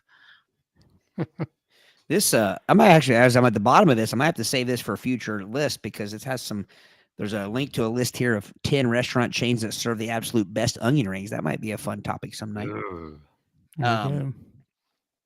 Number 11, outrage recipes. Content creators deliberately make terrible food combinations to generate angry comments and engagement. These recipes exist solely to provoke outrage, not to provide actual cooking value. Viewers waste time and energy getting upset about intentionally bad food while creators profit from the controversy. This cycle rewards poor content. I wish it gave an example. Do you know what they're talking about here? It has a picture of sauce strumming sundaes or. Well, no, people laugh at that though. Yeah. No, but it has a picture of a plate of chocolate chip cookies. What's wrong with that? Maybe they're not chocolate chips. Maybe it's mushroom cookies or pork belly cookies or Impossible cookies or plant-based. Yeah. All right. Let's move out and pass that one quick if you guys have much to say on that one. Because the last one, I think there's some stuff to say on it. Okay. And the historian is going to get dragged into this one. Because of an earlier comment, so I think he'll want to get involved here. Number 12, cheese pools. Pools as like P-U-L-L-S, not like cheese pools, P-O-O-L-S. Cheese pools. Like and I will agree. Well, spelled the same way, but not the same meaning. It is a big trend to show like how far cheese stretches. As you know. Oh yeah. Right. Good Lord, she's still fired up. Look at what is going on. She is on one tonight. Am I on the couch tonight? Have I done something? She says fewer people read books, so they're most likely not going to read a cookbook. Many schools do not have home economics class, or the class is considered sexist, so few students take it. I think the majority of younger people that didn't learn these skills, the videos are incredibly important. Touche. Good point. I can't argue with that, but man, fired up. Let's get fired up. We are fired up. That just demonstrated ROWDIE, that's the way she spells rowdy. So cheese pulls. Every grilled cheese or pizza video now features extreme cheese pulls that require special cheese blends and camera angles. These dramatic stretches prioritize visual impact over actual eating experience. Real melted cheese does not always perform these Instagram-worthy stretches, and chasing this effect often results in greasy, overloaded dishes that taste more like dairy than food. Good cheese should complement your meal, not dominate it for social media purposes. Focus on flavor balance instead of creating cheese strings that look impressive but overwhelming your taste buds. I agree to this because like sometimes it can be too much. I don't like to be choked by cheese. Have you ever eaten something you're like the bite was over 5 minutes ago, but you still have cheese in your mouth you're trying to get chewed up? Where it feels like you've been eating like rubber cement, like on a Tom and Jerry cartoon. You open up your mouth and there's like stringies. Yeah. Well, some mozzarella sticks are this way. It's usually the thicker ones. Yeah. Fresh it's ones. Like, right. But yeah, it's a little too much cheese chewing for me. Okay. So this may be an unpopular take, but I don't want my cheese doing that. It's not conducive to eating food in a concise manner. If I'm trying to get my piece of pizza off the rest of it, and that cheese it's going to come back, it's going to go up against my shirt. I'm going to get my shirt dirty. I'm going to try to eat the pizza, and it's going to pull out, and it's like an octopus attacking your face or something. Say like Spider-Man pizza. Yeah. Yeah. Well, I don't mind some cheese pull, but I want control over it. I don't want to not know when it's going to twang, when it's going to snap and come back. You know what I mean? But I will say that there's cheese pull that is the right blend, and there's cheese pull that's only pulling for a distance because of how thick it is. If that makes sense. There's like I've had good pizza where you get a nice cheese pull and you go to chew it, you bring it in and you chew it and it chews up and it's fine. Have you ever had the cheese pull where you slurp it in and like the cheese goes the other way? So now you got a big old string of cheese down your throat and you're still chewing it. Down your esophagus and you're like, it's scary. And you don't know whether to just like keep chewing or to reach back and pull it out. You're chewing, you're going exactly. It's like you're chewing into choking yourself to death. It's punch your uvula as it's going down your esophagus. And that only happens with cheese. I can't think of any other food where that happens, where you can still be chewing on it, and then the rest of it can be down already dissolved. Yeah, you get some caramel that'll do that. Yeah, but I've never worried I was choking on caramel, but I have plenty of cheese. Near death cheese experience. Maxwell, haven't got to say that in a while. Good morrow, good sir. You know, yeah. I think that's why I always liked Angelo's so much in Australia. First off, I love the sauce, but it had some nice thick cheese, but it wasn't the kind of thick cheese where you had to chew it for 5 minutes after you had the rest of it chewed. But it was nice and thick. Oh, agreed. The historian brought me back a Chicago pizza, Giordano's. It's a deep dish, Chicago deep dish. And I mean, there was like a pound of cheese, and I'm not exaggerating. Like each slice was a quarter pound of cheese. And man, that would constipate a nursing home just by driving by it. And it was so much cheese in it. and but it was firm. It didn't pull a lot. It stayed together. It was wonderful. Yeah. Then All the right, that's my sauce list, is on gentlemen. top of the pie, on top of the cheese, right? In Chicago Yeah. style. Yeah. I don't like that. Oh, you would love this. Trust me. I guarantee you. I guarantee you, it I've was had just like heavenly. I've had Chicago style pizza before. Yeah, Yeah. I have. That's my list, Yes. folks. Awesome. All right. Thank you. All right. Reminder again of our outlets above my head there: Facebook, X, and Instagrams. Like and follow us there. I saw we got a follower while we were on here, so maybe we're up to 976, but we want to get to Yeah. 1,000 here shortly before our live I podcast on August 21st. I So, told you I'd get us one right then and there. yeah, you did. See if You did. See if that. Yep. So we're 24 away now. Yes. All right. So I'm going to let you all decide. I was going one direction with my topic, but now I have a decision to make, and I'll let you all make it for me. I have 10, or I don't know if it's actually 10, but 80s movie fan theories, or What? TIFU. Oh. Today I fouled up. Definitely. Today I fouled up because I think the 80s one, we need some time to breathe on that one. Because that's one of those things that could turn into a 2-hour episode for us like that. Okay. I agree. All right. I can go along with that. All right. Fair enough. All right. First, today I fouled up. TIFU by drinking soda that made my uncle throw up. Before or after? So, well, we'll all find out together here. So earlier today, it was hot outside. I came back in and went to the fridge looking for something cold. I saw a fizzy orange soda, not even sure what it was. I thought it was a Coke at first. And I took 5 sips. Then I went straight to my PlayStation, chilling, no big deal. Next thing you know, my uncle rushes to the bathroom like he's in a fast and furious chase, throws up, then yells at me from the hallway like, "Throw that bottle." I'm sitting there holding the drink like, "Bro, WTF." He literally threw up right after drinking it. I wasn't scared at all. I just stood there laughing and confused. Like, I just drank 5 sips and I'm fine. What just happened? It's been hours now and I'm okay, but man, I'll never trust mystery soda in the fridge again.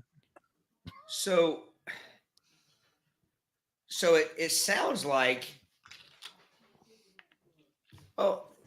there needs to be more here. The uncle, he needed to talk to the uncle more.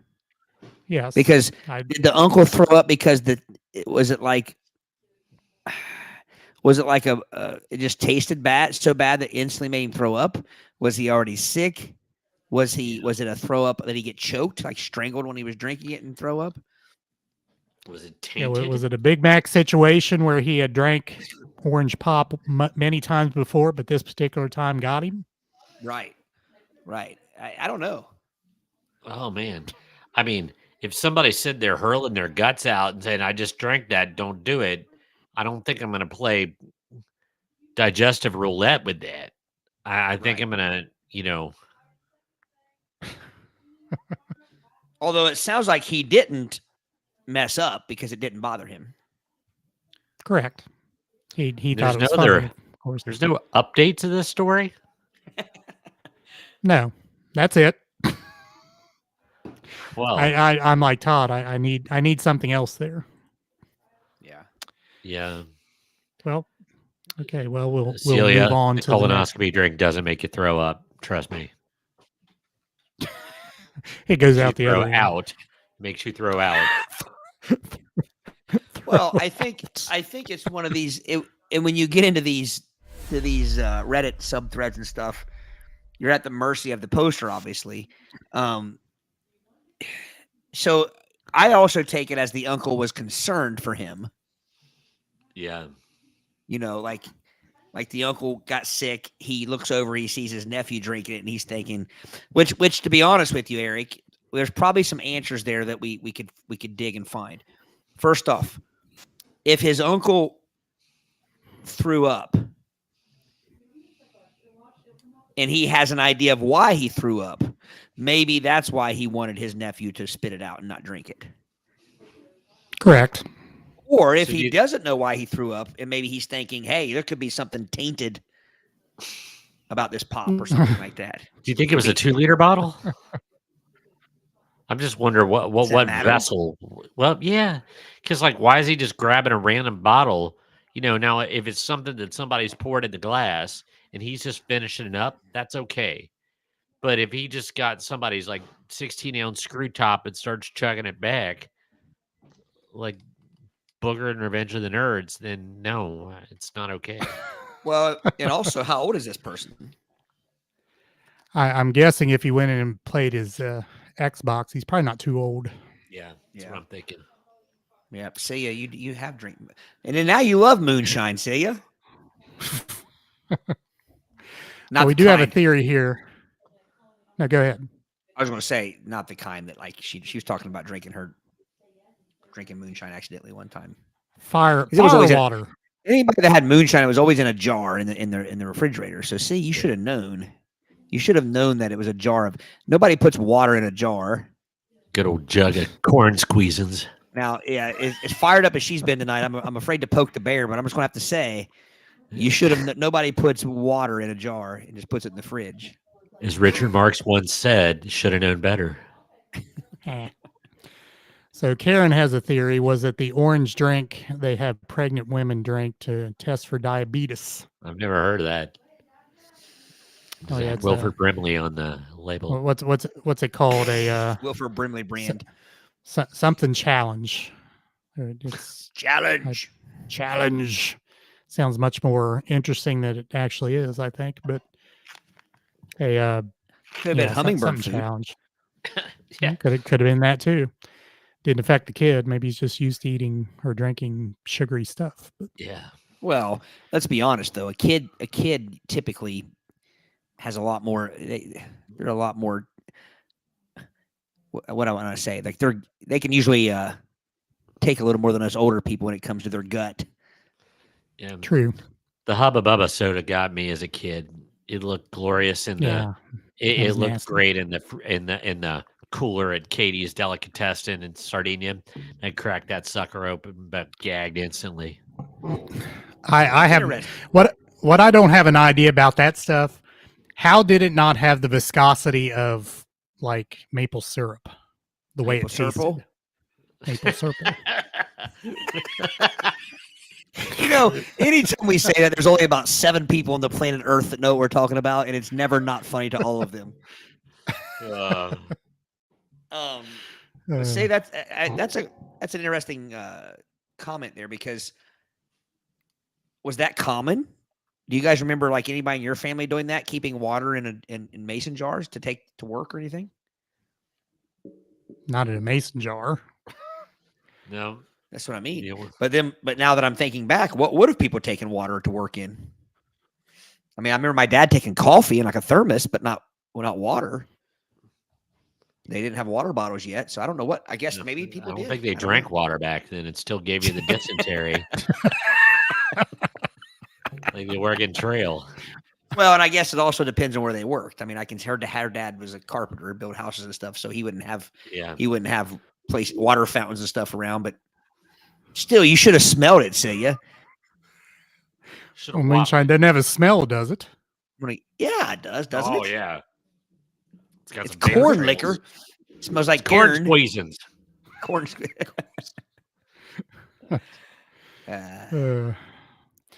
glucose challenge test. That's it, Jennifer. Yeah, I knew it. Challenge. You have accepted the glucose challenge. Challenge. Two pregnant women back. 2 pregnant women sit at the table. Each takes a drink and then slams it down. Challenge. What's that one? Finisher. Mortal Kombat. No, it was something else. Was it Weird Science? Was it Weird that Science? little song he was. I thought they were at the table. Drink. I'm getting that mixed Dang up. Was it Cosby Show? Or they did something. They did a dance and they said challenge. Well, I mean, He Cosby did a probably lot had of something things. else in the drink. Don't let me down, see. I know you know this one. There was a movie or a show or something where each one would do whatever they were doing and then say challenge, and the other one would have to do it. They were. I'm betting it was Cosby Show. So Probably a dance off or Jennifer, something. Jennifer says that's exactly how they do the glucose challenge. All right. Are we ready for the next scenario here? This one's entitled, "In case you're having a bad day at work, this happened today." This will harken back to some of our more current episodes. I was using the bathroom at work this morning to relieve my bowels of some building pressure, all part of the normal routine. I'm going on a trip this weekend to golf, looking forward to it. While sitting on the toilet, I watched a hole-by-hole walkthrough for about 20 minutes. Not really realizing it and the implications it could have. My legs went completely numb from sitting on the toilet too. 1, 2, 3. Shithouse polio. Shithouse polio. Lupus.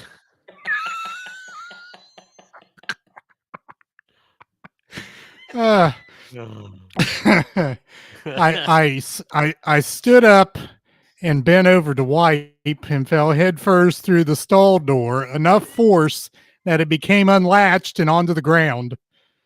This scared the blank out of the person using the urinal beside it, and he nearly peed on me as he frighteningly turned around as I was scrambling to get back up with my pants down. What a Ass cluster. out in the stall door, swinging out and around right at him, almost hitting him. Getting up was no small feat. Pants around my ankles, numb legs. I thought I'd never walk again as I scooted back into the stall to finish what I started. I don't think I can come to work once word gets out about this. 2 comments. He probably spent half that time on his phone. You see Chris's comment? Yeah, I just saw it.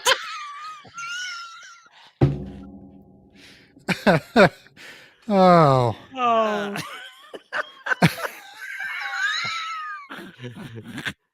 That's even better than guano mono. Oh my gosh. So I have a comment. You go ahead, Eric. I was just going to say that this, I think I'd have to get another job because that's going to get out. And it probably would be out by the time you walked out of the restroom, because the guy at the urinal is done with his business before you're done with yours. So you're walking out into, I'm assuming this is an office. It sounds like probably a standing ovation. I sent you guys a text. I'm not gonna be able to focus until you guys read it. Okay.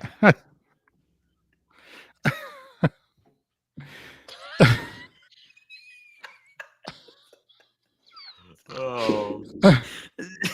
Sorry. Oh man. So I have one question. I have many. He stood up. He attempted to stand up. What? To wipe? Yeah. Do you have a comment on that? Do we need to comment on that? Yes, we need to comment on that. Oh, I mean, I'm more like you can't see the problem with this? No. Why? That's what I mean. If he would have stayed in the correct position, he would have been fine.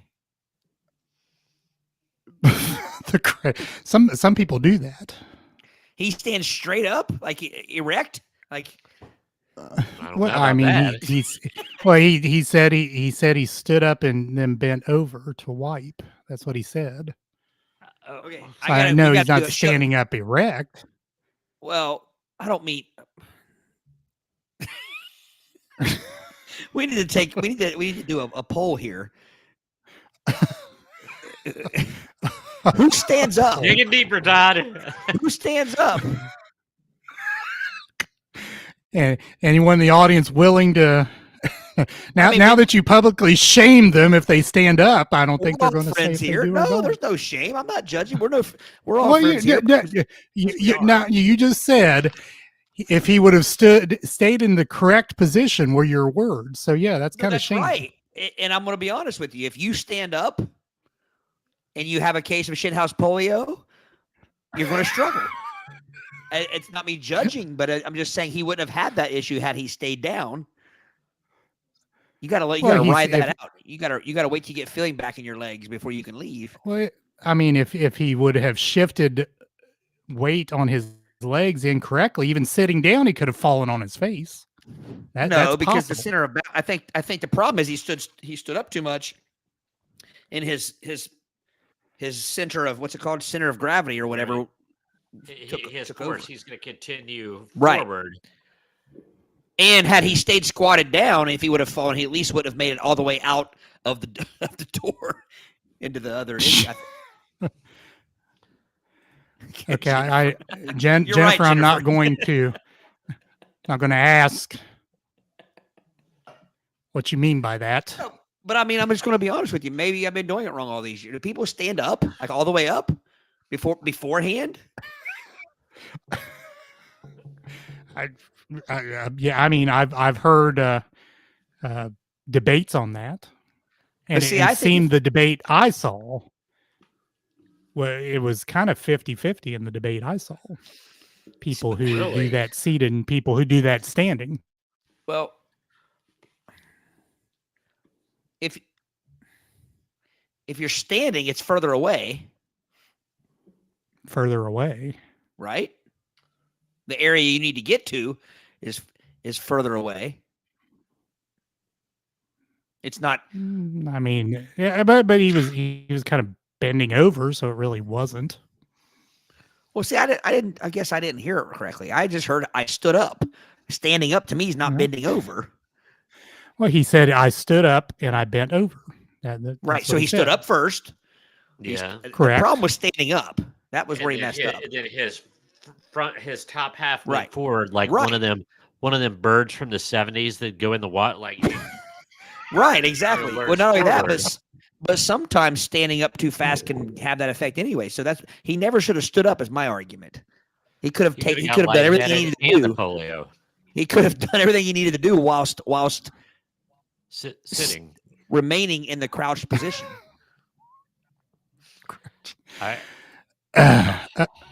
So yes, Chris, that's essentially the TLDR version of this. Yes, Right. the guy fell out He fell beside the forward. guy in the urinal without having cleaned himself up. He fell forward. His buttocks was pointing up, probably in a non-cleansed position, and then he about got As urinated. opposed to the cleansed position. I don't think cleanse has anything to do with the position. Cleanliness has to do No. with the position. Well, he's in the position Even without if being his cleansed. There you go. Well, yes, there you go. here's the So thing. yeah, even if his butthole were pointing down, it still would have been uncleansed. Well, I'm going to be honest with you. I have 2 points to make about why. While I'm not judging you if you do stand up first, but they don't put toilet paper up on the top of the side of the wall, so you shouldn't be standing up. And bidets. You can't go. You can't reach the bidet if you're standing up. You're not going to. I mean, you're not only Unless that, but it's you're a closing fire the door. hydrant. I mean, you're closing the area you need to get the bidet water to. if Well, you stand up. Well, I mean, you're not going to stand up if you have a bidet. Right. So everybody It'd should have a to be Old bidet. Faithful coming out of there. What I'm saying is, I have no qualms about whether somebody's technique is to stand up or not, but this would not have happened had he not been someone who stands up first before he cleans himself. Well, I It's I like- think you did have some qualms. Like I said, you said he was No. not in the correct I- position. It's one of those. I have lots of bad habits, and if I cause myself harm from them, it's my fault. But if you I don't walk barefooted to get the mail, expect to possibly step on a bee. If you Right, stand exactly. up when exiting the, to do that act, you could expect gravity to not be your friend at times, especially if polio or lightheadedness is involved. The only reason he should have standed up was to go over to the other stall to get toilet paper if he was out. Lightheadedness. So I mean, if you're not moving in a quick fashion, you're doing too much pushing, you may get lightheaded. Is that what you're referring Well, to? I mean, you know how people's like, oh, I stood up too fast. They don't have to be conducting commerce. They just, you've been sitting there watching the football game for 3 hours. Like, oh, I stood up too fast. Right. So it's still a fair enough. Fair enough. I had a cousin who had a spell there for a while when he was younger. Who he passed out a few times when he would lock his knees, Mhm. and it happened a couple of times while he was peeing, standing at the urinal or whatever, because he locked his knees. So Pipe her there's all down, kinds pipe her down. of standing's never good, folks. Stay down. But they always told us that in marching band, don't lock your marching knees. band about like Yeah. And we What had is one Chris saying particular here? classmate that never heeded the warning. Take or miss the fact that if it felt close. Well, Jennifer, when you leave your husband with your name on top of the comments, they're all your comments. That's the way that works. Which comment was Just Kurt? The falling out erect one. Oh,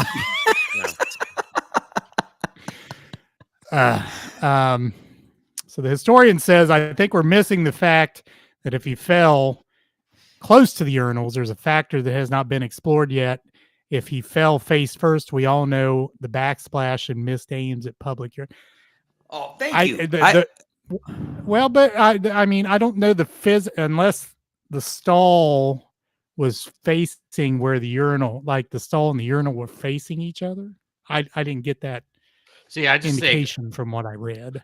okay, I thought the urinal was beside the stall, so I don't think he could have fell into the backsplash. I think he just fell out, and the guy I who don't. was urinating turned to where he fell out and Yeah. turned and almost so the urinated on visual. him.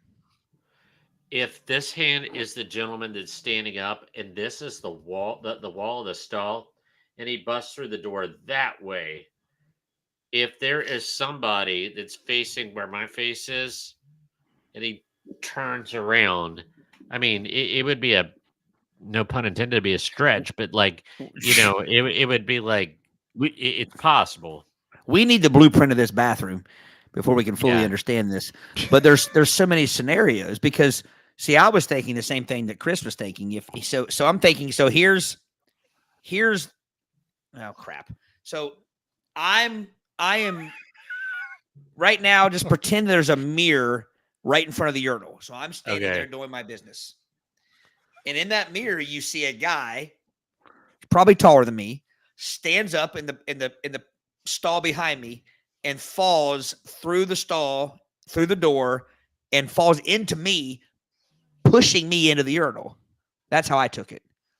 Or close to pushing me. Like No. if he would have fallen into me, he would have pushed me into the urinal. And gentlemen, I just said this the other night when we went to the movies. Some people need to be fired for the positioning of their urinal placement. There is no reason to have so much splashback on some of these urinals, and it's all about height, angle, hole location, like the ones that have it should be universal. It should.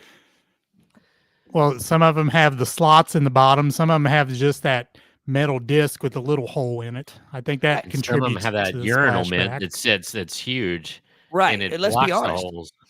We're all friends here.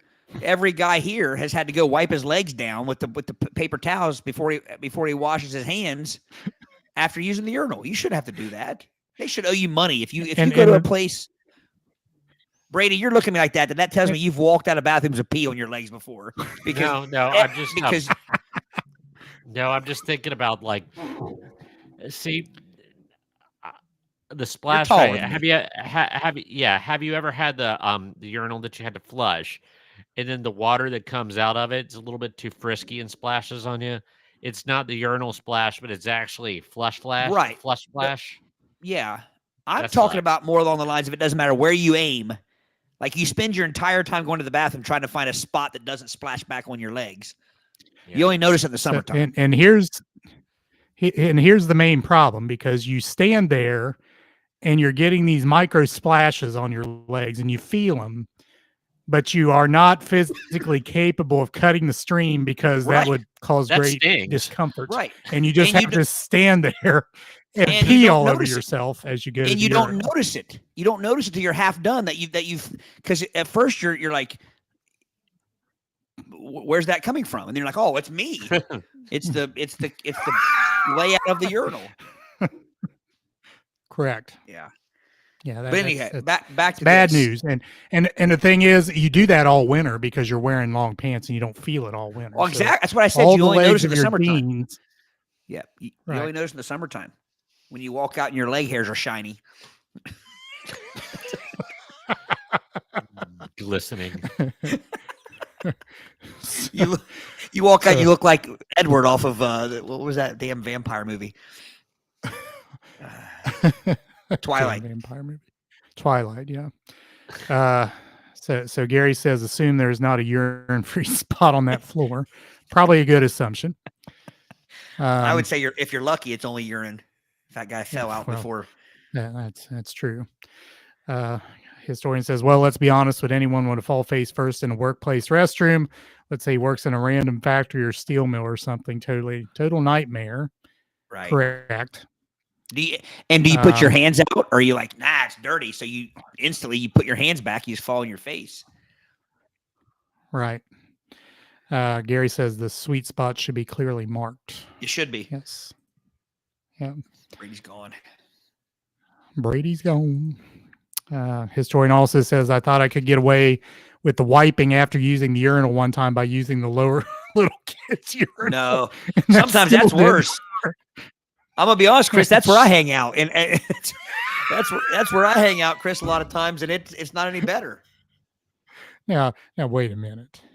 Yeah, when you say you hang out there, well, what does that mean? No, I'm saying that here's the deal. Okay, so there is short man etiquette. If Eric, if you and I walk into a bathroom and there's two urinals, and one of them is the normal height and one of them is the low rider, I will always take the low rider for you. I am generous. That is generous, but there's a caveat to that. If the low rider is next to a guy, then you'd have to move down. If there were four urinals and the low rider is the first one and someone's in the second one, you could not take the low rider. You would have to move down to the fourth urinal because you need you need a buffer zone there. That's man code. Got to do that. All right. Karen, you're just becoming a more well-rounded person here. That you don't know the struggles that men go through when they go into the restroom. And that is just, and I'm sure women have the same things, and they probably have their crosses to bear too. But that's, you think having a urinal is more convenient. Sometimes it's really more of a pain. Am I right? It's right. You are right. Yeah. And again, because have you guys ever, I mean, Eric, you probably haven't dealt with this because you're tall, but there's a typical height urinal. There's the low rider. And every once in a while, there's one so damn tall that I have to almost get on my tippy toes. Those aren't right. Those aren't good either. No. I always assumed the low ones were the ones for disabled individuals. Are they for little kids? I mean, what's the purpose? What's the main purpose? Well, it depends. Are you talking, because some of them, I mean, you don't see them as much anymore, but back in the day, you had the ones that went all the way to the floor. Right. That you could literally stand inside of if you had to. True. And then it was the whole wall it was porcelain and you. Well, yeah, that too. Yeah. Or you had of course, then don't get me started. I was going to say, don't get me started on the trough.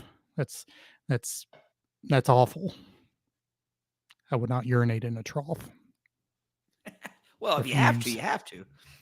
Well, no, I'll go to a stall. I'll wait for a stall. All right. Is Brady all the way gone? Is he coming back?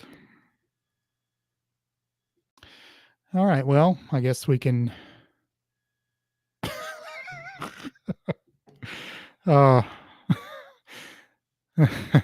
Yes, it is about those mechanics, Chris. Ones that go to the floor, the ones you lean in and shoot down. Yeah. True.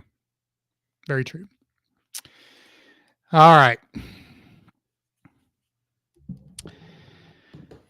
On much the same note,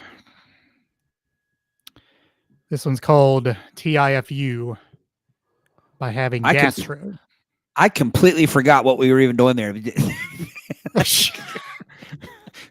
We went on such a rabbit hole that we forgot what we were doing on the top. We were so far down that urinal hole. And by the way, notice nobody offered up whether they stand or not.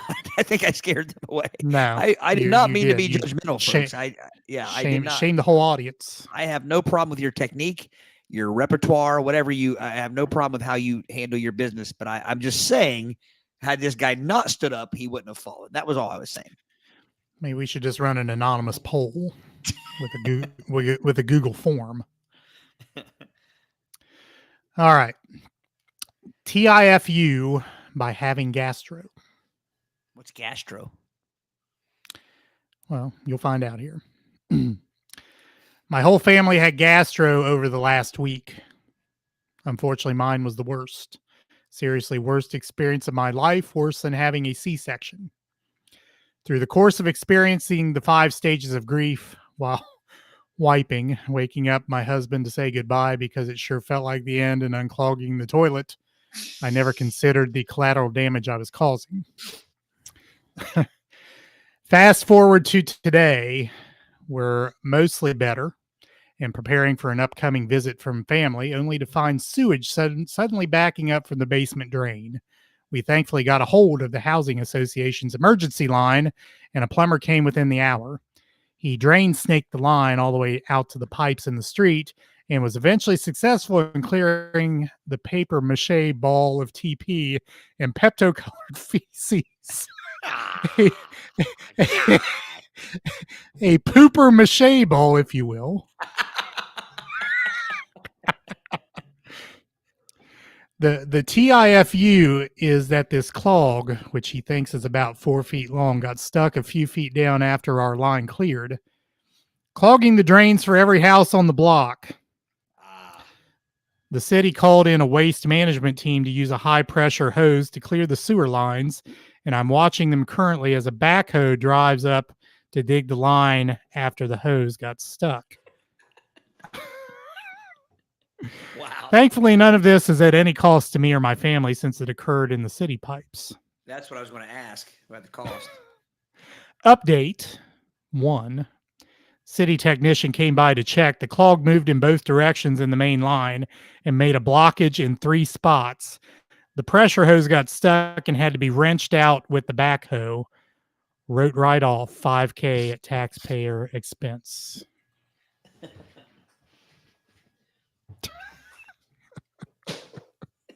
Could you imagine? No, I could not. Start seeing the heavy equipment pull up. Now, do you think everyone on the street knew it was them? I guess they had to start at their house. Yeah. And then when they move on out into the street, they know that they are the ones that caused all that. Well, that's when you stand out in your front yard and just do things like. Yeah. I don't know who did that to my house. Yeah, you point to all your neighbors. Brady missed the whole story. Sorry. I don't know what happened there. So Brady, let me give you the too long didn't read version, which is actually in the TLDR and the TIFU. Poured concrete down the toilet and cost taxpayers a couple thousand. Concrete being, in the words of the Redditor here. Let me find the line. Drain snaked the line all the way out to the pipes in the street and was eventually successful in clearing the paper mache ball of TP and Pepto-colored feces. a pooper mache ball, if you will. So hang on a minute. Pink? Pink. It was like a pink dolphin? One of those Amazon Now, ping Now, I can't say I've done much investigation on this, but I don't take Pepto-Bismol much. But I mean, does it come out the other end pink? No. No, Quite the opposite. It actually warns you that it'll look like potting soil. Yeah, I've heard and seen that. It's rather dark. I've not seen pink. Good. I've heard and seen that. you pulled up just short of smelled that. I have heard, seen, and smelled that. Heard, seen, yes. Heard, seen, and smelled that. Please leave out the other two senses. So Eric, why I have to ask you something here. I'm tiptoeing into this because of how far we went down the rabbit hole in that last one. Brady, you missed it, but when Eric started back up, I had no idea where I was, where we were, what we were talking about, nothing. Did not know we were doing TIFU. No, yeah, we went so far down the rabbit hole. I mean, I knew where we were, obviously, but you don't use Pepto that often. Like, is that a stance you take? Is that a no? I mean, if I get into a situation where I take Imodium, so I mean, if I'm in that situation, I do generally take Imodium, and that deals with it. I don't take Pepto-Bismol. Gotcha. Well, it's my thought and understanding though that Imodium you take before you have the symptoms. Once the symptoms you take start. it after. You take it after the first symptom. There's one symptom. You could just say after you had it. Take it after the first round. Okay. Because I'll be honest with you, as a 48-year-old rocker, Pepto is part of my show bag every show, every night now.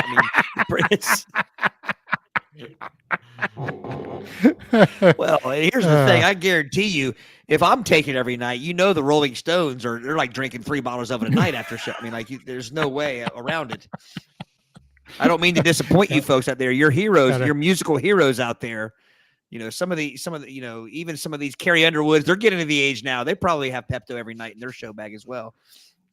Yeah. Well, the last round I had it at in Akron, the Imodium didn't even touch it, so it was bad. But worst ever. But anyway, but there was no Pepto involved there either. Probably wouldn't have mattered. Yeah, probably not. All right. So TIFU. If we were done with that last one, I think. Were we done with that last one? Yeah. Brady, what you missed was, I don't know if Eric. So this got so backed up that they had to come and it affected other houses. Yeah. On the block. Yeah. Oh. They had to bring out a backhoe. And dig up the line in the street. Backhoe. Yeah.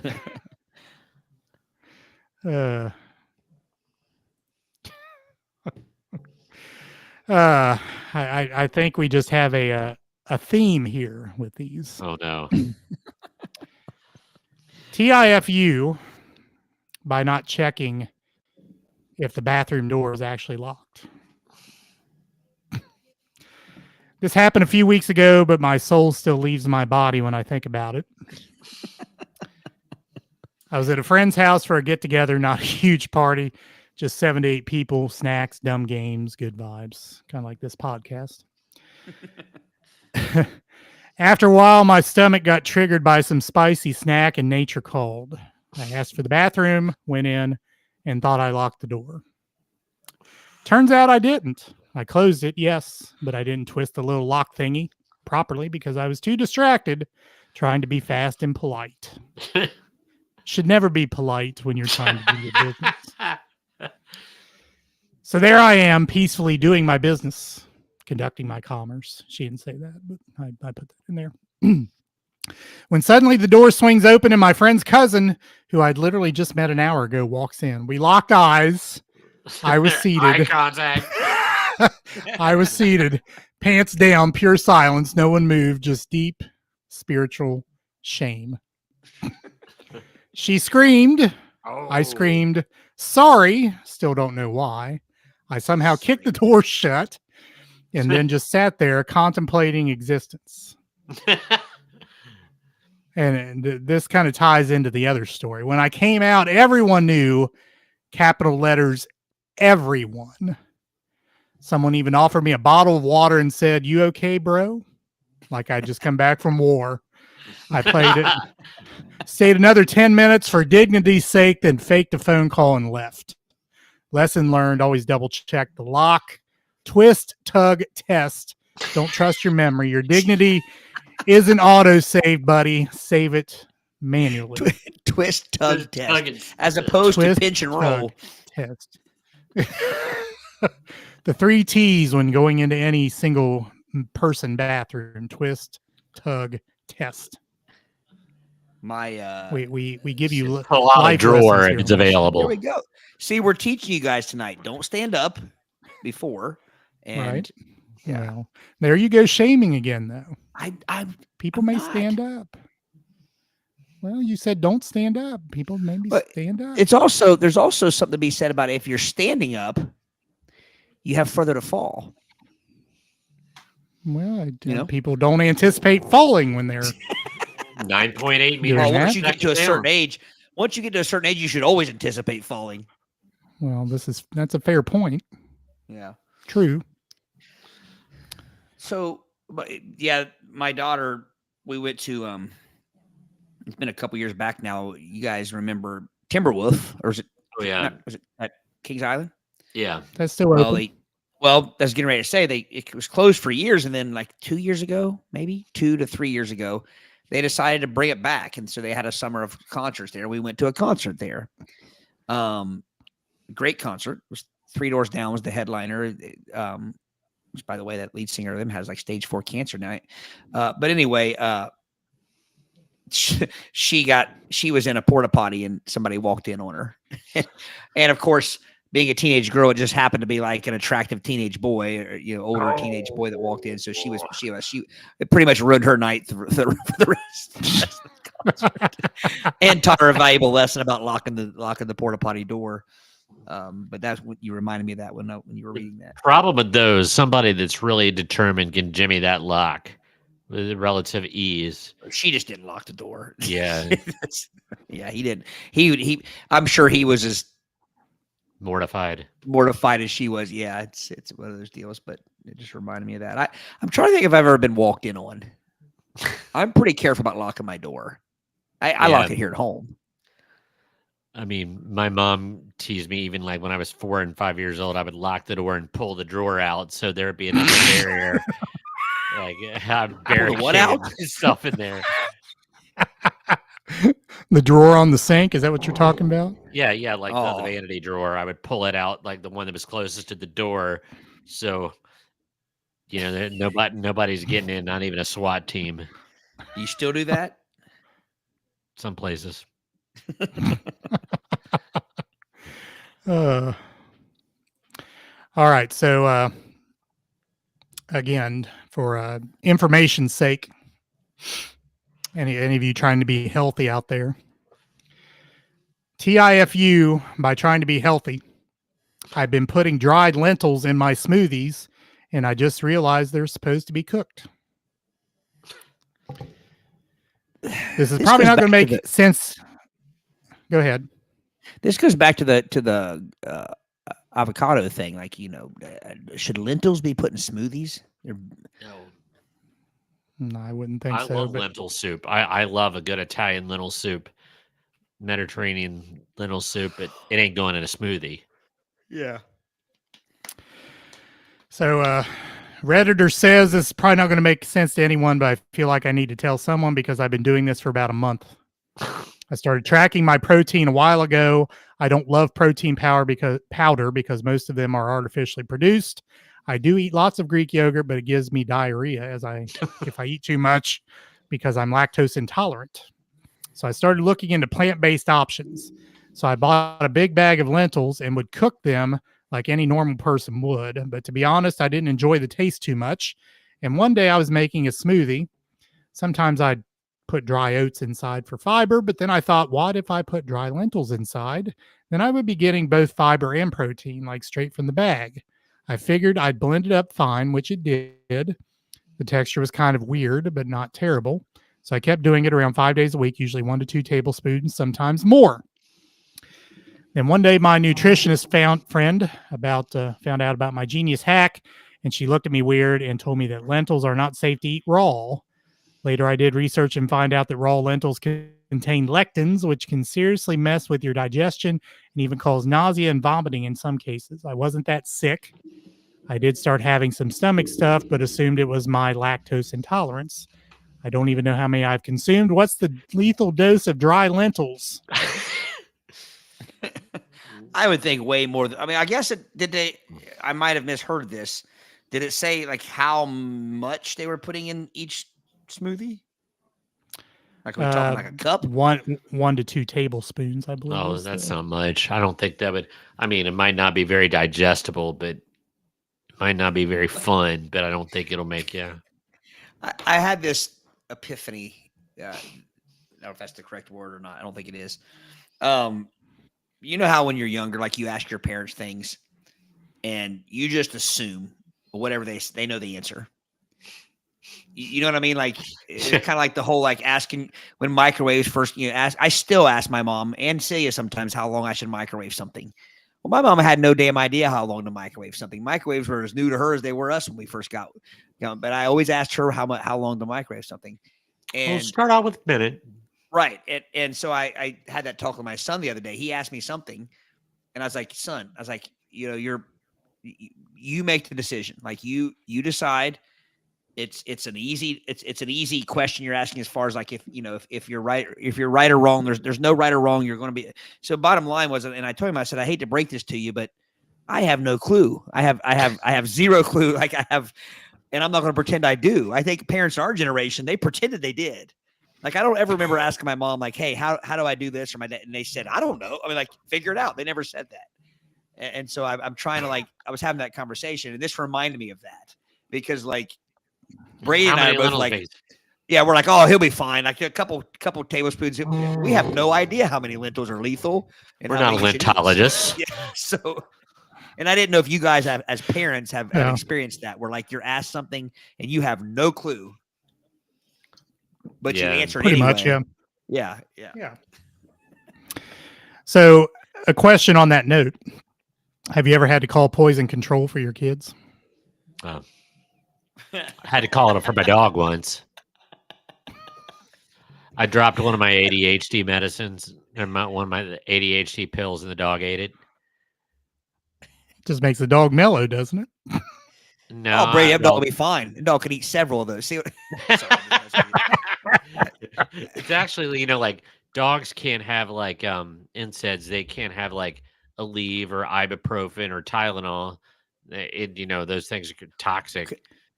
No, but ADHD medicine is not that. I'm gonna make a real quick dogs phone eat call. Stimulants, don't they?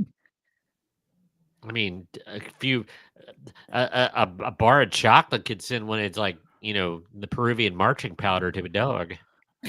I want to make a real quick phone call over the air here. And let me get permission first because I have a funny story. Oh my. This is as play it by ear as it gets. Hey, first off, the question was, Eric wanted to know, have we ever had to call poison control? Do we ever have to call poison control for any of our kids?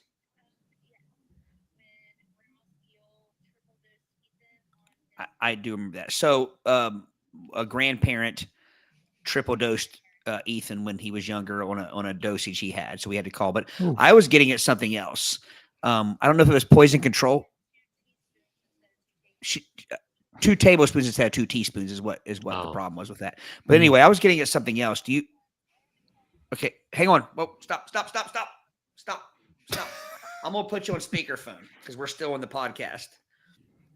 And I would like you to explain the time we had to call when you were pregnant. Okay. Can I do that? Does this? Well, we called, but same idea. Can I put you on speakerphone? Okay. Because Does this I wasn't have going to to tell do this with? story. Does So that have this to do with wasn't being exactly guffing poison up? control. This wasn't exactly poison control, but along the same lines. Okay. Go ahead and talk, Celia. Okay. Our first dachshund liked to take food from us and like popcorn and things like that. And she would take it out of our mouths. She was very gentle. Well, I had to Pause a second. So you take a piece of popcorn and you put it and you feed the dog, and the dog would real gently take the popcorn out of your mouth. You're like at SeaWorld with Shamu. Right. Okay. Well, I had the brilliant idea that I would take a piece of lunch meat ham and put it on my mouth. And the dog did take it gently, but she also kind of took a little bit of my tongue. Oh, yeah. Because guys, lunch meat ham is the exact same color as a tongue. I just want to let you guys know. It's flat, and flat. And she didn't hang it out of her mouth. No, I put it on my tongue. She laid it on her tongue. Yeah. It was not my, most brilliant moment, but so that's what I did. I was an idiot, and we called a family member who worked in a pharmacy at the time. But we did not call poison control. Well, we wanted to know if there was any risk of the dog saliva. Anything that the dog could possibly do to. Because dogs lick their own butts. Yeah. Among other things. Wait a second. Yeah. All right. Well, thank you, babe. You're welcome. Bye. Anytime. Bye-bye. So that now the word I was going to tell that.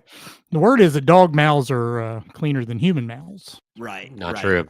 But that's, Well, I've heard they're cleaner than cats' mouths. Oh, absolutely. Yeah.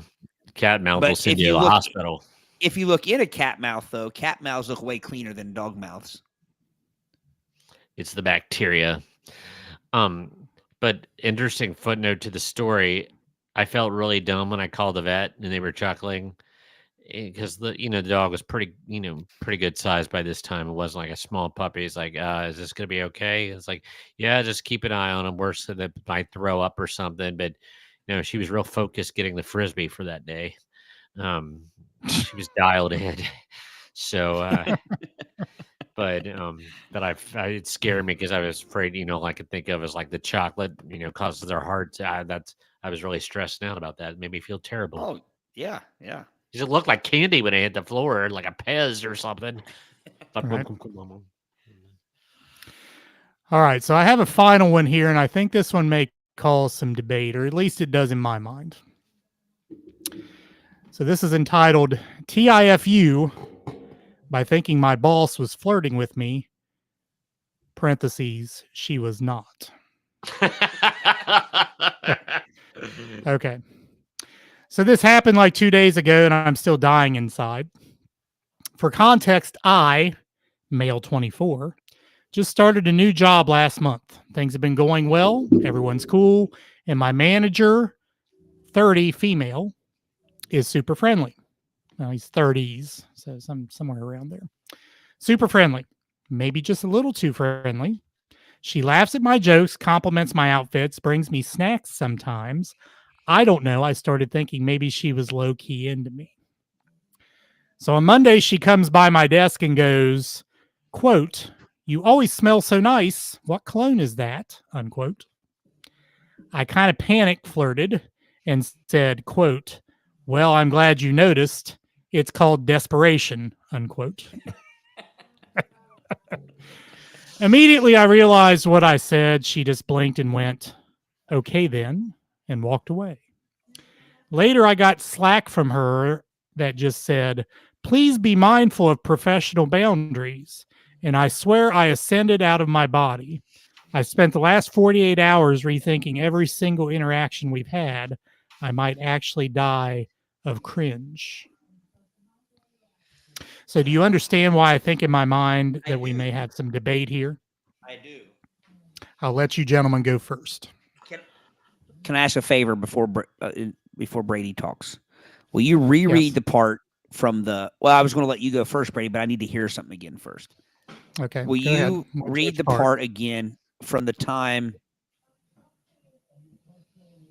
she comes up and what are her first words to him? So on Monday, she comes by my desk and goes, "You always smell so nice. What cologne is that?" Yep. And I kind of panic flirted and said, "Well, I'm glad you noticed. It's called desperation." And as far as we know, that's the actual name of it. No, I think he was just saying, "I'm Self-deprecating desperate." humor. Yeah, self-deprecating humor. There's not actually a cologne called desperation. He's a desperate person. It's Go ahead, famous Super Troopers quote: "Desperation is a stinky cologne." Right. I judging him by what he's saying, she needs to chill out. It's obviously a throwaway joke. Now, there's a body language and things we haven't seen. There's tone we're not jumped into, but it seems like she took it to code red pretty fast. You know what I mean? Just based on Right. what I'm reading. I don't know what I'm missing, but it just seems like, oh, you always smell so nice, and he just made a joke. That wasn't like, would you like to come into my place and find out? That's not what he said. He just said, it's called desperation. Glad you noticed. That was more like a self dig. You know, like when you're eating ice Yeah. cream, like, oh, you got brain freeze, and you say, I don't have the necessary equipment. It's that kind of joke. You know what I mean? Right. Right. So I do not see. I understand why he's embarrassed, especially if he kind of got that verbal reprimand, little slap there. But yeah, it'd be cringy. He's like, oh, then you'd be second guessing everything you said. But I don't get it. I don't see what the problem is. And real quick, Eric, did you say? I apologize if you said it. After a while, was she a superior to him within the work? Yeah. Yeah. Okay, Yeah. she She was That's his what I thought. boss. I thought she Yeah. was his boss. Okay, that because she's the asshole. I know this is not. Am I the asshole? Yeah, but she's the asshole. She tried. I feel like she started it. Now, let me go ahead and say I don't have any problem with what she said to him. yeah. However, if we want to get right down to it, if one of them had a complaint for HR, I think he has the grounds to stand on. She brought up my cologne. She didn't have to bring up my cologne. That has nothing to do with our work environment, our work relationship. Right. She not only did she bring up, it wasn't like she was complaining about his cologne. She said, "You always," and not only that, she didn't just say, "Hey, I like your cologne. You always smell so good, nice." so nice." So always signifies she smelled him before, and she's thought that before. If I smell somebody one time, Brady, if I walk up to you and you have a new cologne, I don't say, "Oh, Brady, my gosh, man, you always smell awesome." Like, so it wasn't a one-time deal. Always means there's more than one. Now you know why that is, right? Confidence is sexy. I don't you think?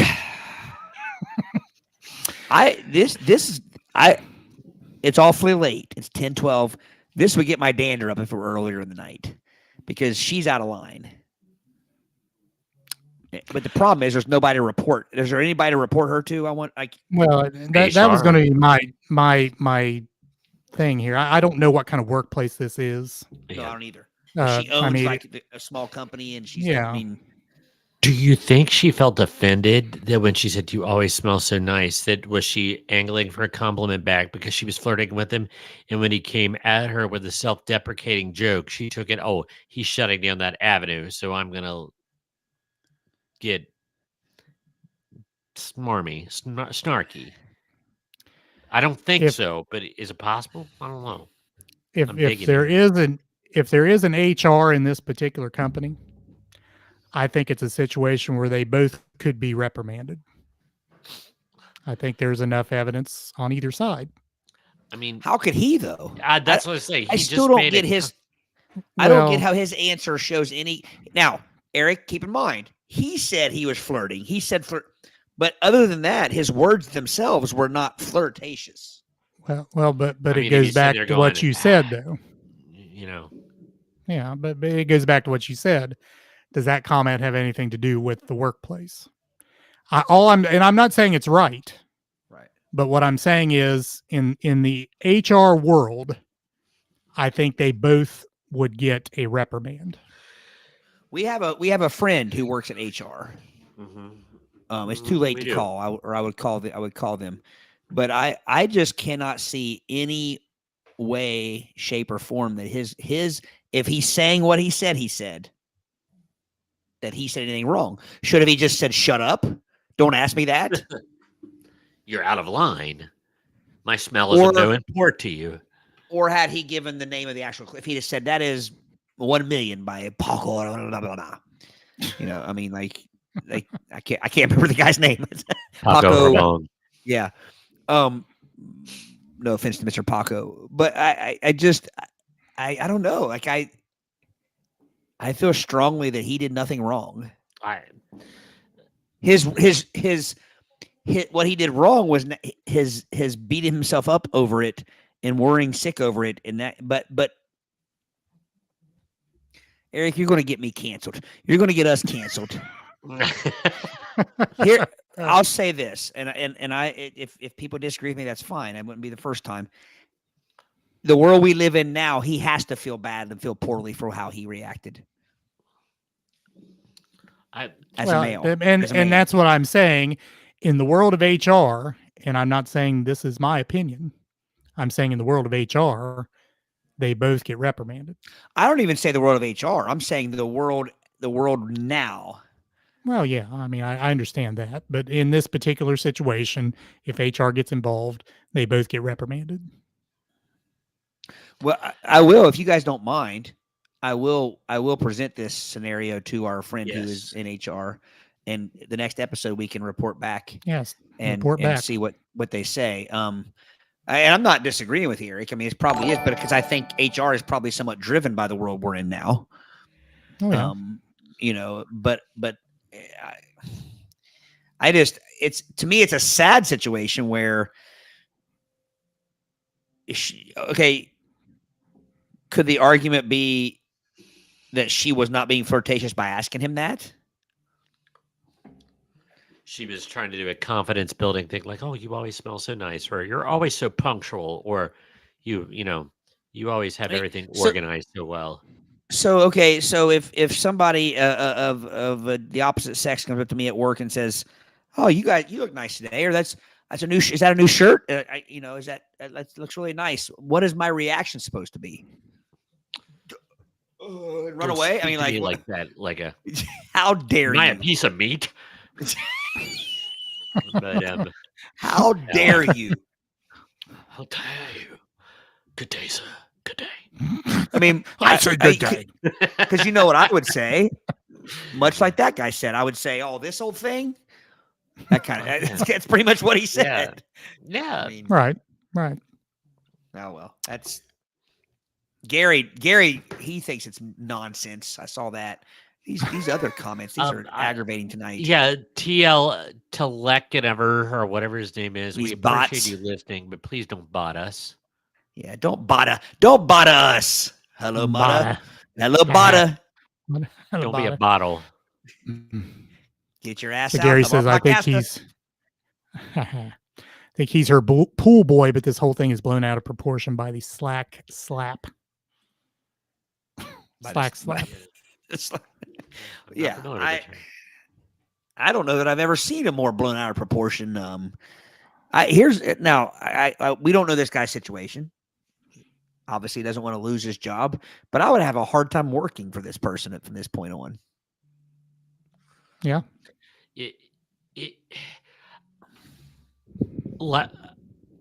Okay. Sorry. I think if she would have been put off by like his reactions to things, she wouldn't have been complimenting his cologne. You know what I mean? She said she's friendly and brings him snacks and things like that. if she wasn't buying kind of what he was selling in the vibage department, she wouldn't have even made that comment. I think she had mistaken his self-deprecating haha as a shutdown, and she was reasserting her butthurt by it. dominance. Yeah. Yes. Okay, that's a good point.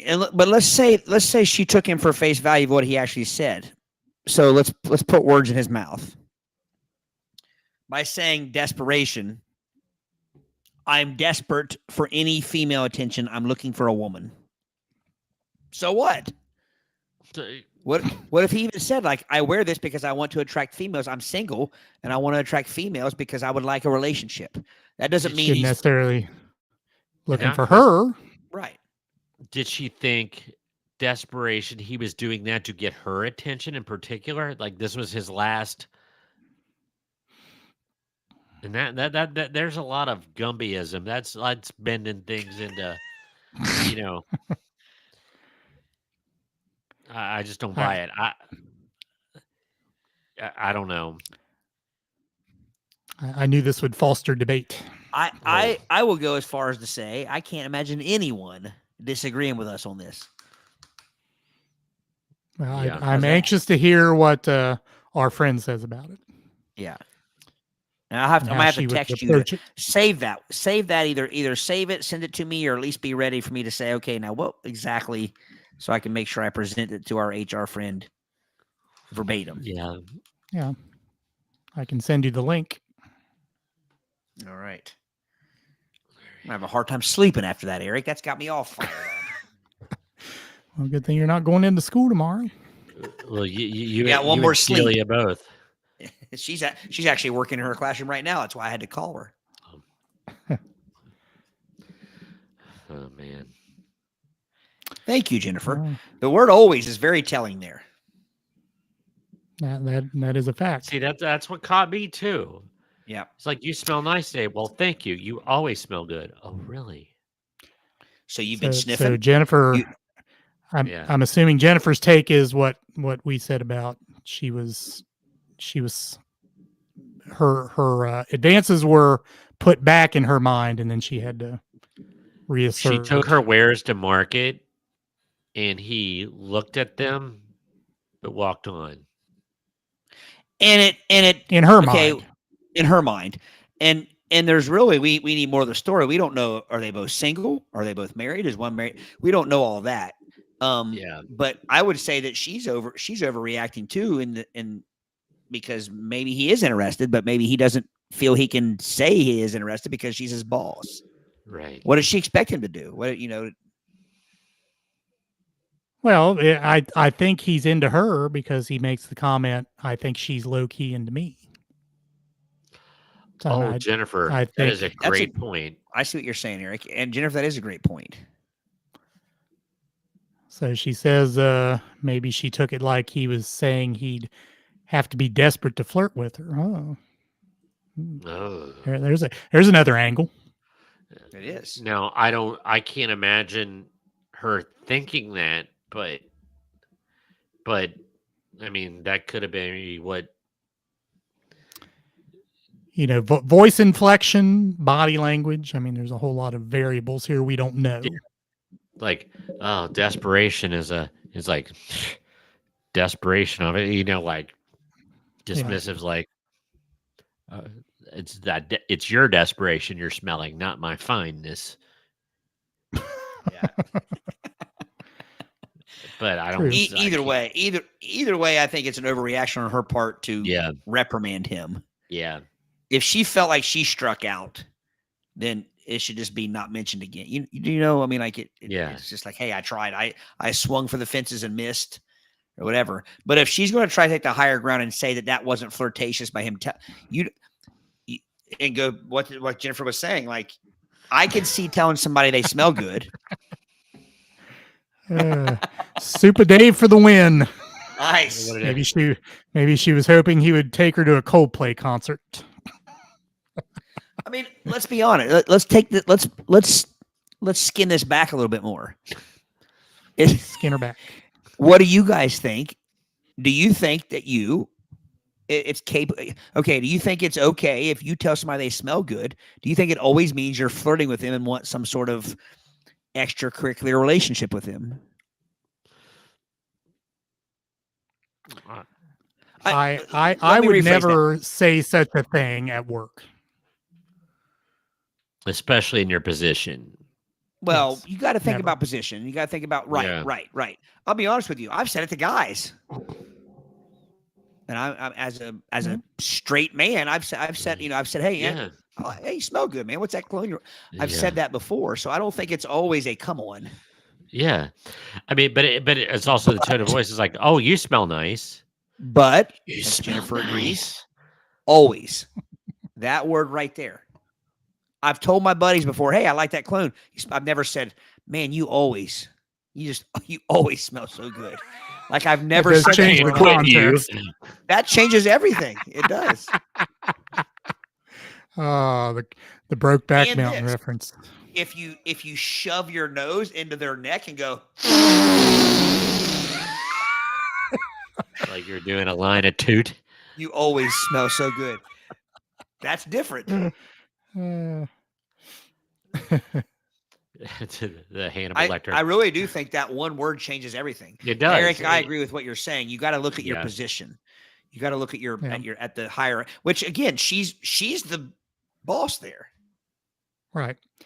And maybe she got spooked when he responded the way he did. And she thought, oh, crap, I've gone too far. Now I got to rein this back in. That's why she made the comment. Right. Jennifer has a great point there, too. Yeah. I mean, if you want to put that up there, Eric, that's. The whole thing is tragic. People can't flirt in the workplace without worrying about HR. Like we're single people supposed to meet people not at work, if not at work. Right. And I think Jennifer would agree. Like, obviously, if you're coming on too strong, or you're told to back off, or you're told to, that's when HR, I think. But I mean, you're right. I mean, like if you're a single person out there and somebody else is single, you have to. You're not asking her to meet you in the broom closet, you know. Right. Coldplay concert. I know we're at the end here, but like, what do you guys think of that Coldplay concert? The fact that he's suing Coldplay is just absolutely ridiculous, in my opinion. And I hope that some judge is recorded telling him he's an idiot. You have no expectation of privacy at a concert. Well, you have no expectation of privacy hardly anywhere. It's like you're let alone anywhere in cookie public. jar, and you sue Keebler. Exactly. As I like to do, let me play devil's advocate slightly. I'm not a big fan of frivolous lawsuits, no matter what. I've made that point many times on this podcast over the last 193 episodes. However, let me preface this with, I'm not condoning anything. I'm not condoning what went on. I'm not condoning the him suing. I'm not condoning any of that. But I will say this. I don't like a world where something personal like that happens to his family, to her family, whatever, and it's blown up. It's on social media. Every Tom, Dick, and Harry are commenting on it, posting about it. I don't like that. No. And I will say this. Had that guy been a school teacher, a mechanic, a plumber, a kazoo tuner, had he been anyone but a very, very, very wealthy CEO or whatever he was, nobody would have given two craps, and it never would have been all over. People didn't care as much about the cheating, the scandal. They cared because he was a wealthy person. They were both wealthy people. That's what got put out there. Like, let's stick to this person because how dare he? That's, to me, what bugs me. I'm going to say I would not put teacher on your list, because if that guy was a teacher, he would have been forced to resign. I'm telling you. Right. But you know what I'm saying? I mean, like, it got to the point where it wasn't like, hey, justice for his wife. It was, let's stick it to this guy because he's a multimillionaire. Have you heard the theory that the friend that was smiling, that her and the wife were in cahoots? They busted him in the act on purpose so she could get his. No, I'm not believing that, but I don't know. I don't I've know. seen that theory floated and I'll be out honest there. with you, I don't even care that I far. don't care. I Yeah. mean, if you want to shame the man for infidelity, if you want to, that's fine. But I got to where I saw most of the posts I saw were more about who does this wealthy CEO. It became more about that. It became more about his stature than what his actions were. And I still stand by. Had he been a truck driver, had he been anybody other than a multimillionaire, nobody would have cared. It wouldn't have lasted on the news for one day. And at the Reds game the other night, when they were doing the kiss cam, they had somebody reenact it on purpose. Like the mascots reenacted it. Yeah. I mean, that's what I'm saying. Like, I just, that bugs me because I'll be honest with you. If you have a problem with what he was doing, it shouldn't matter what his job is. It shouldn't matter what his, it shouldn't matter what his income is. It shouldn't matter. Yeah. What one person should be allowed to have a problem with that, or two people if she's married too. That's the spouses. Right. That's it. Yeah. That's it. That's the only people's business it is. That was, do I think him suing Cole? That's stupid. But yeah, I didn't like that being, that's family stuff that I don't think should have been, but again, and I think that kind of is the basis of his suing Coldplay is like, hey, this played out. And not only did Coldplay, they kind of ran with it too. I mean, but this, the singer even said something along the lines of, I think that guy's having an affair, or something like that. I mean, and that's probably where his, he had no idea he was telling the truth. Well, really, the bottom line is it goes back to the guy doesn't want to be held accountable for his mistake. I'm going to sue somebody over it. No, you screwed up. You were outed to the world. Take responsibility for it and deal with it. But you're a multimillionaire. You're going to be fine. I have a bigger problem with this whole country music singer, this Adcock guy. The more I think about it, the more it aggravates me. So real quick, Eric, we talked about this briefly on the text. So this guy, if you look at his videos, every concert, his big thing is he's drunk off his ass. He seems to be. I guess I should watch what I'm saying. I don't want to get his stick. He throws beer on people. He pours beer on people. He has a bottle of whiskey. That gets that kind of thing. And I have no problem with that. That's his performance. So at his concert, he's at a festival and Nickelback's playing. He sees out at the board at the where the sound men are. He sees a disagreement. It's his dad. He sees that. He stops the concert. He starts yelling out in the mic, blah, blah, blah, blah. So in the story changed kind of. At first, it was his dad set a drink on the guy's soundboard. The Nickelback's soundman soundboard. Guys, these soundboards are $50,000, $100,000. I mean, these aren't like, these aren't just like your Casio keyboard you have in your basement. Right. I mean, these are high dollar equipment. Well, he stops the concert. He belittles the sound guy. The sound guy, it's a big deal. Well, then he comes out and he says, well, it actually wasn't his dad's drink. It was his guitar player, his acoustic guitar player's mom.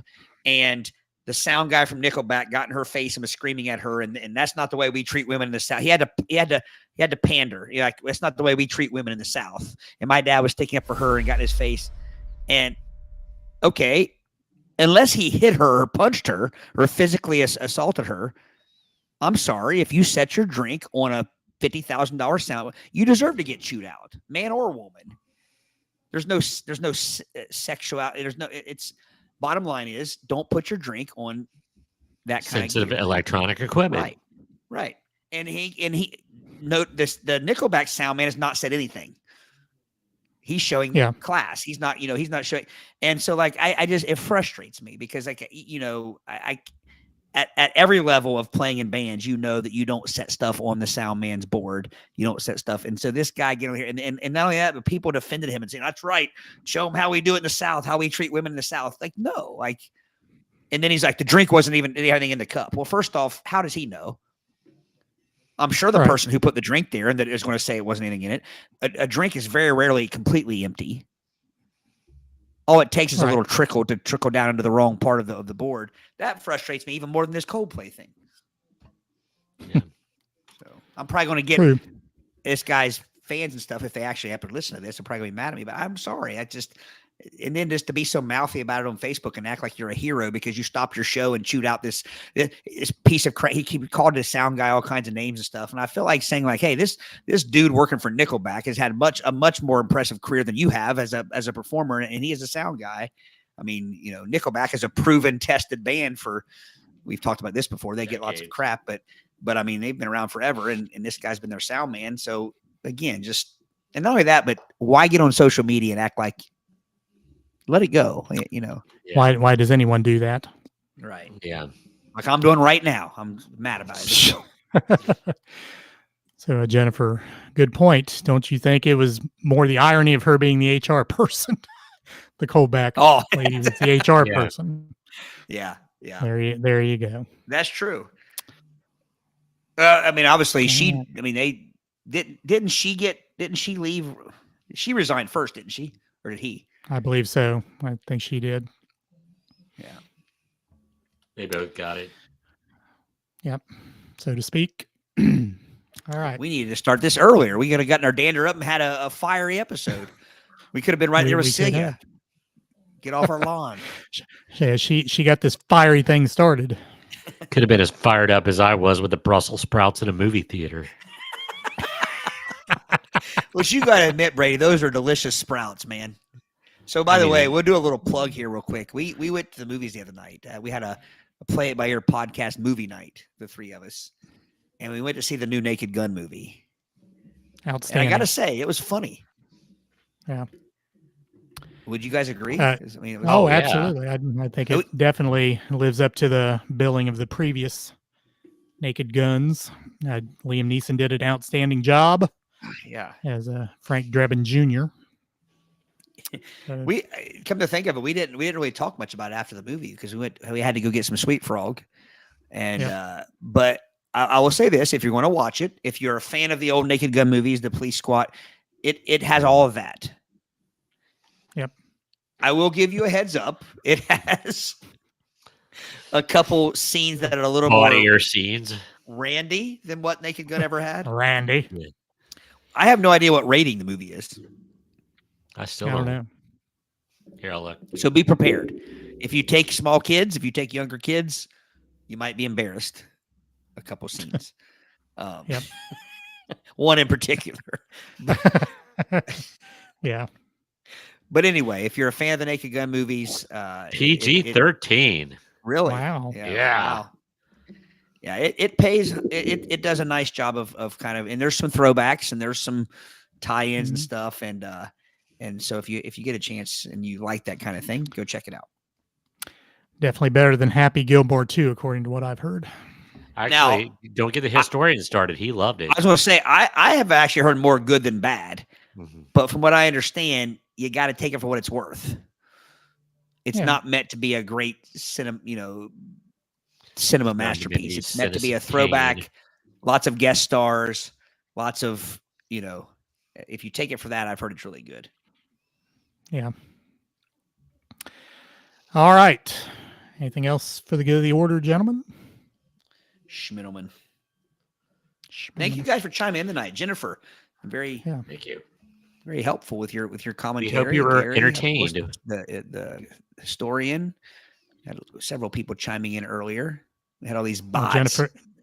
Jennifer Ann Kirk under Jennifer's name. Yes. We had all these bots tonight. Hopefully that doesn't become a thing. All right. I want to remind you, August 21st, Sons of Toil Brewing, 5 o'clock. 24th. 24th, sorry. Yeah. 24th. Right. Sunday, 24th. Live at 5, celebrating our 5th anniversary of the podcast. Come on out. get on Facebook, share us out to your friends group, and get us over 1,000 follows. We're, I guess, 24 away now. That's something else happened. I got a little notification when we got the one. So I assume if there were another one, I would have gotten a notification as well. But apparently we're 24 away. So share us out. Hopefully we can get over 1,000 maybe by next week. Sounds Anybody good. else want to chime in? If not, Todd, take us out. Bruce.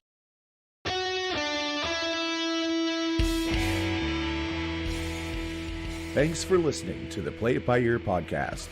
You can follow us on Facebook, Twitter at Play It By Ear Pod 2, and our website at anchor.fm/Play It By Ear podcast. Thanks again, and join us next time as we play it by ear.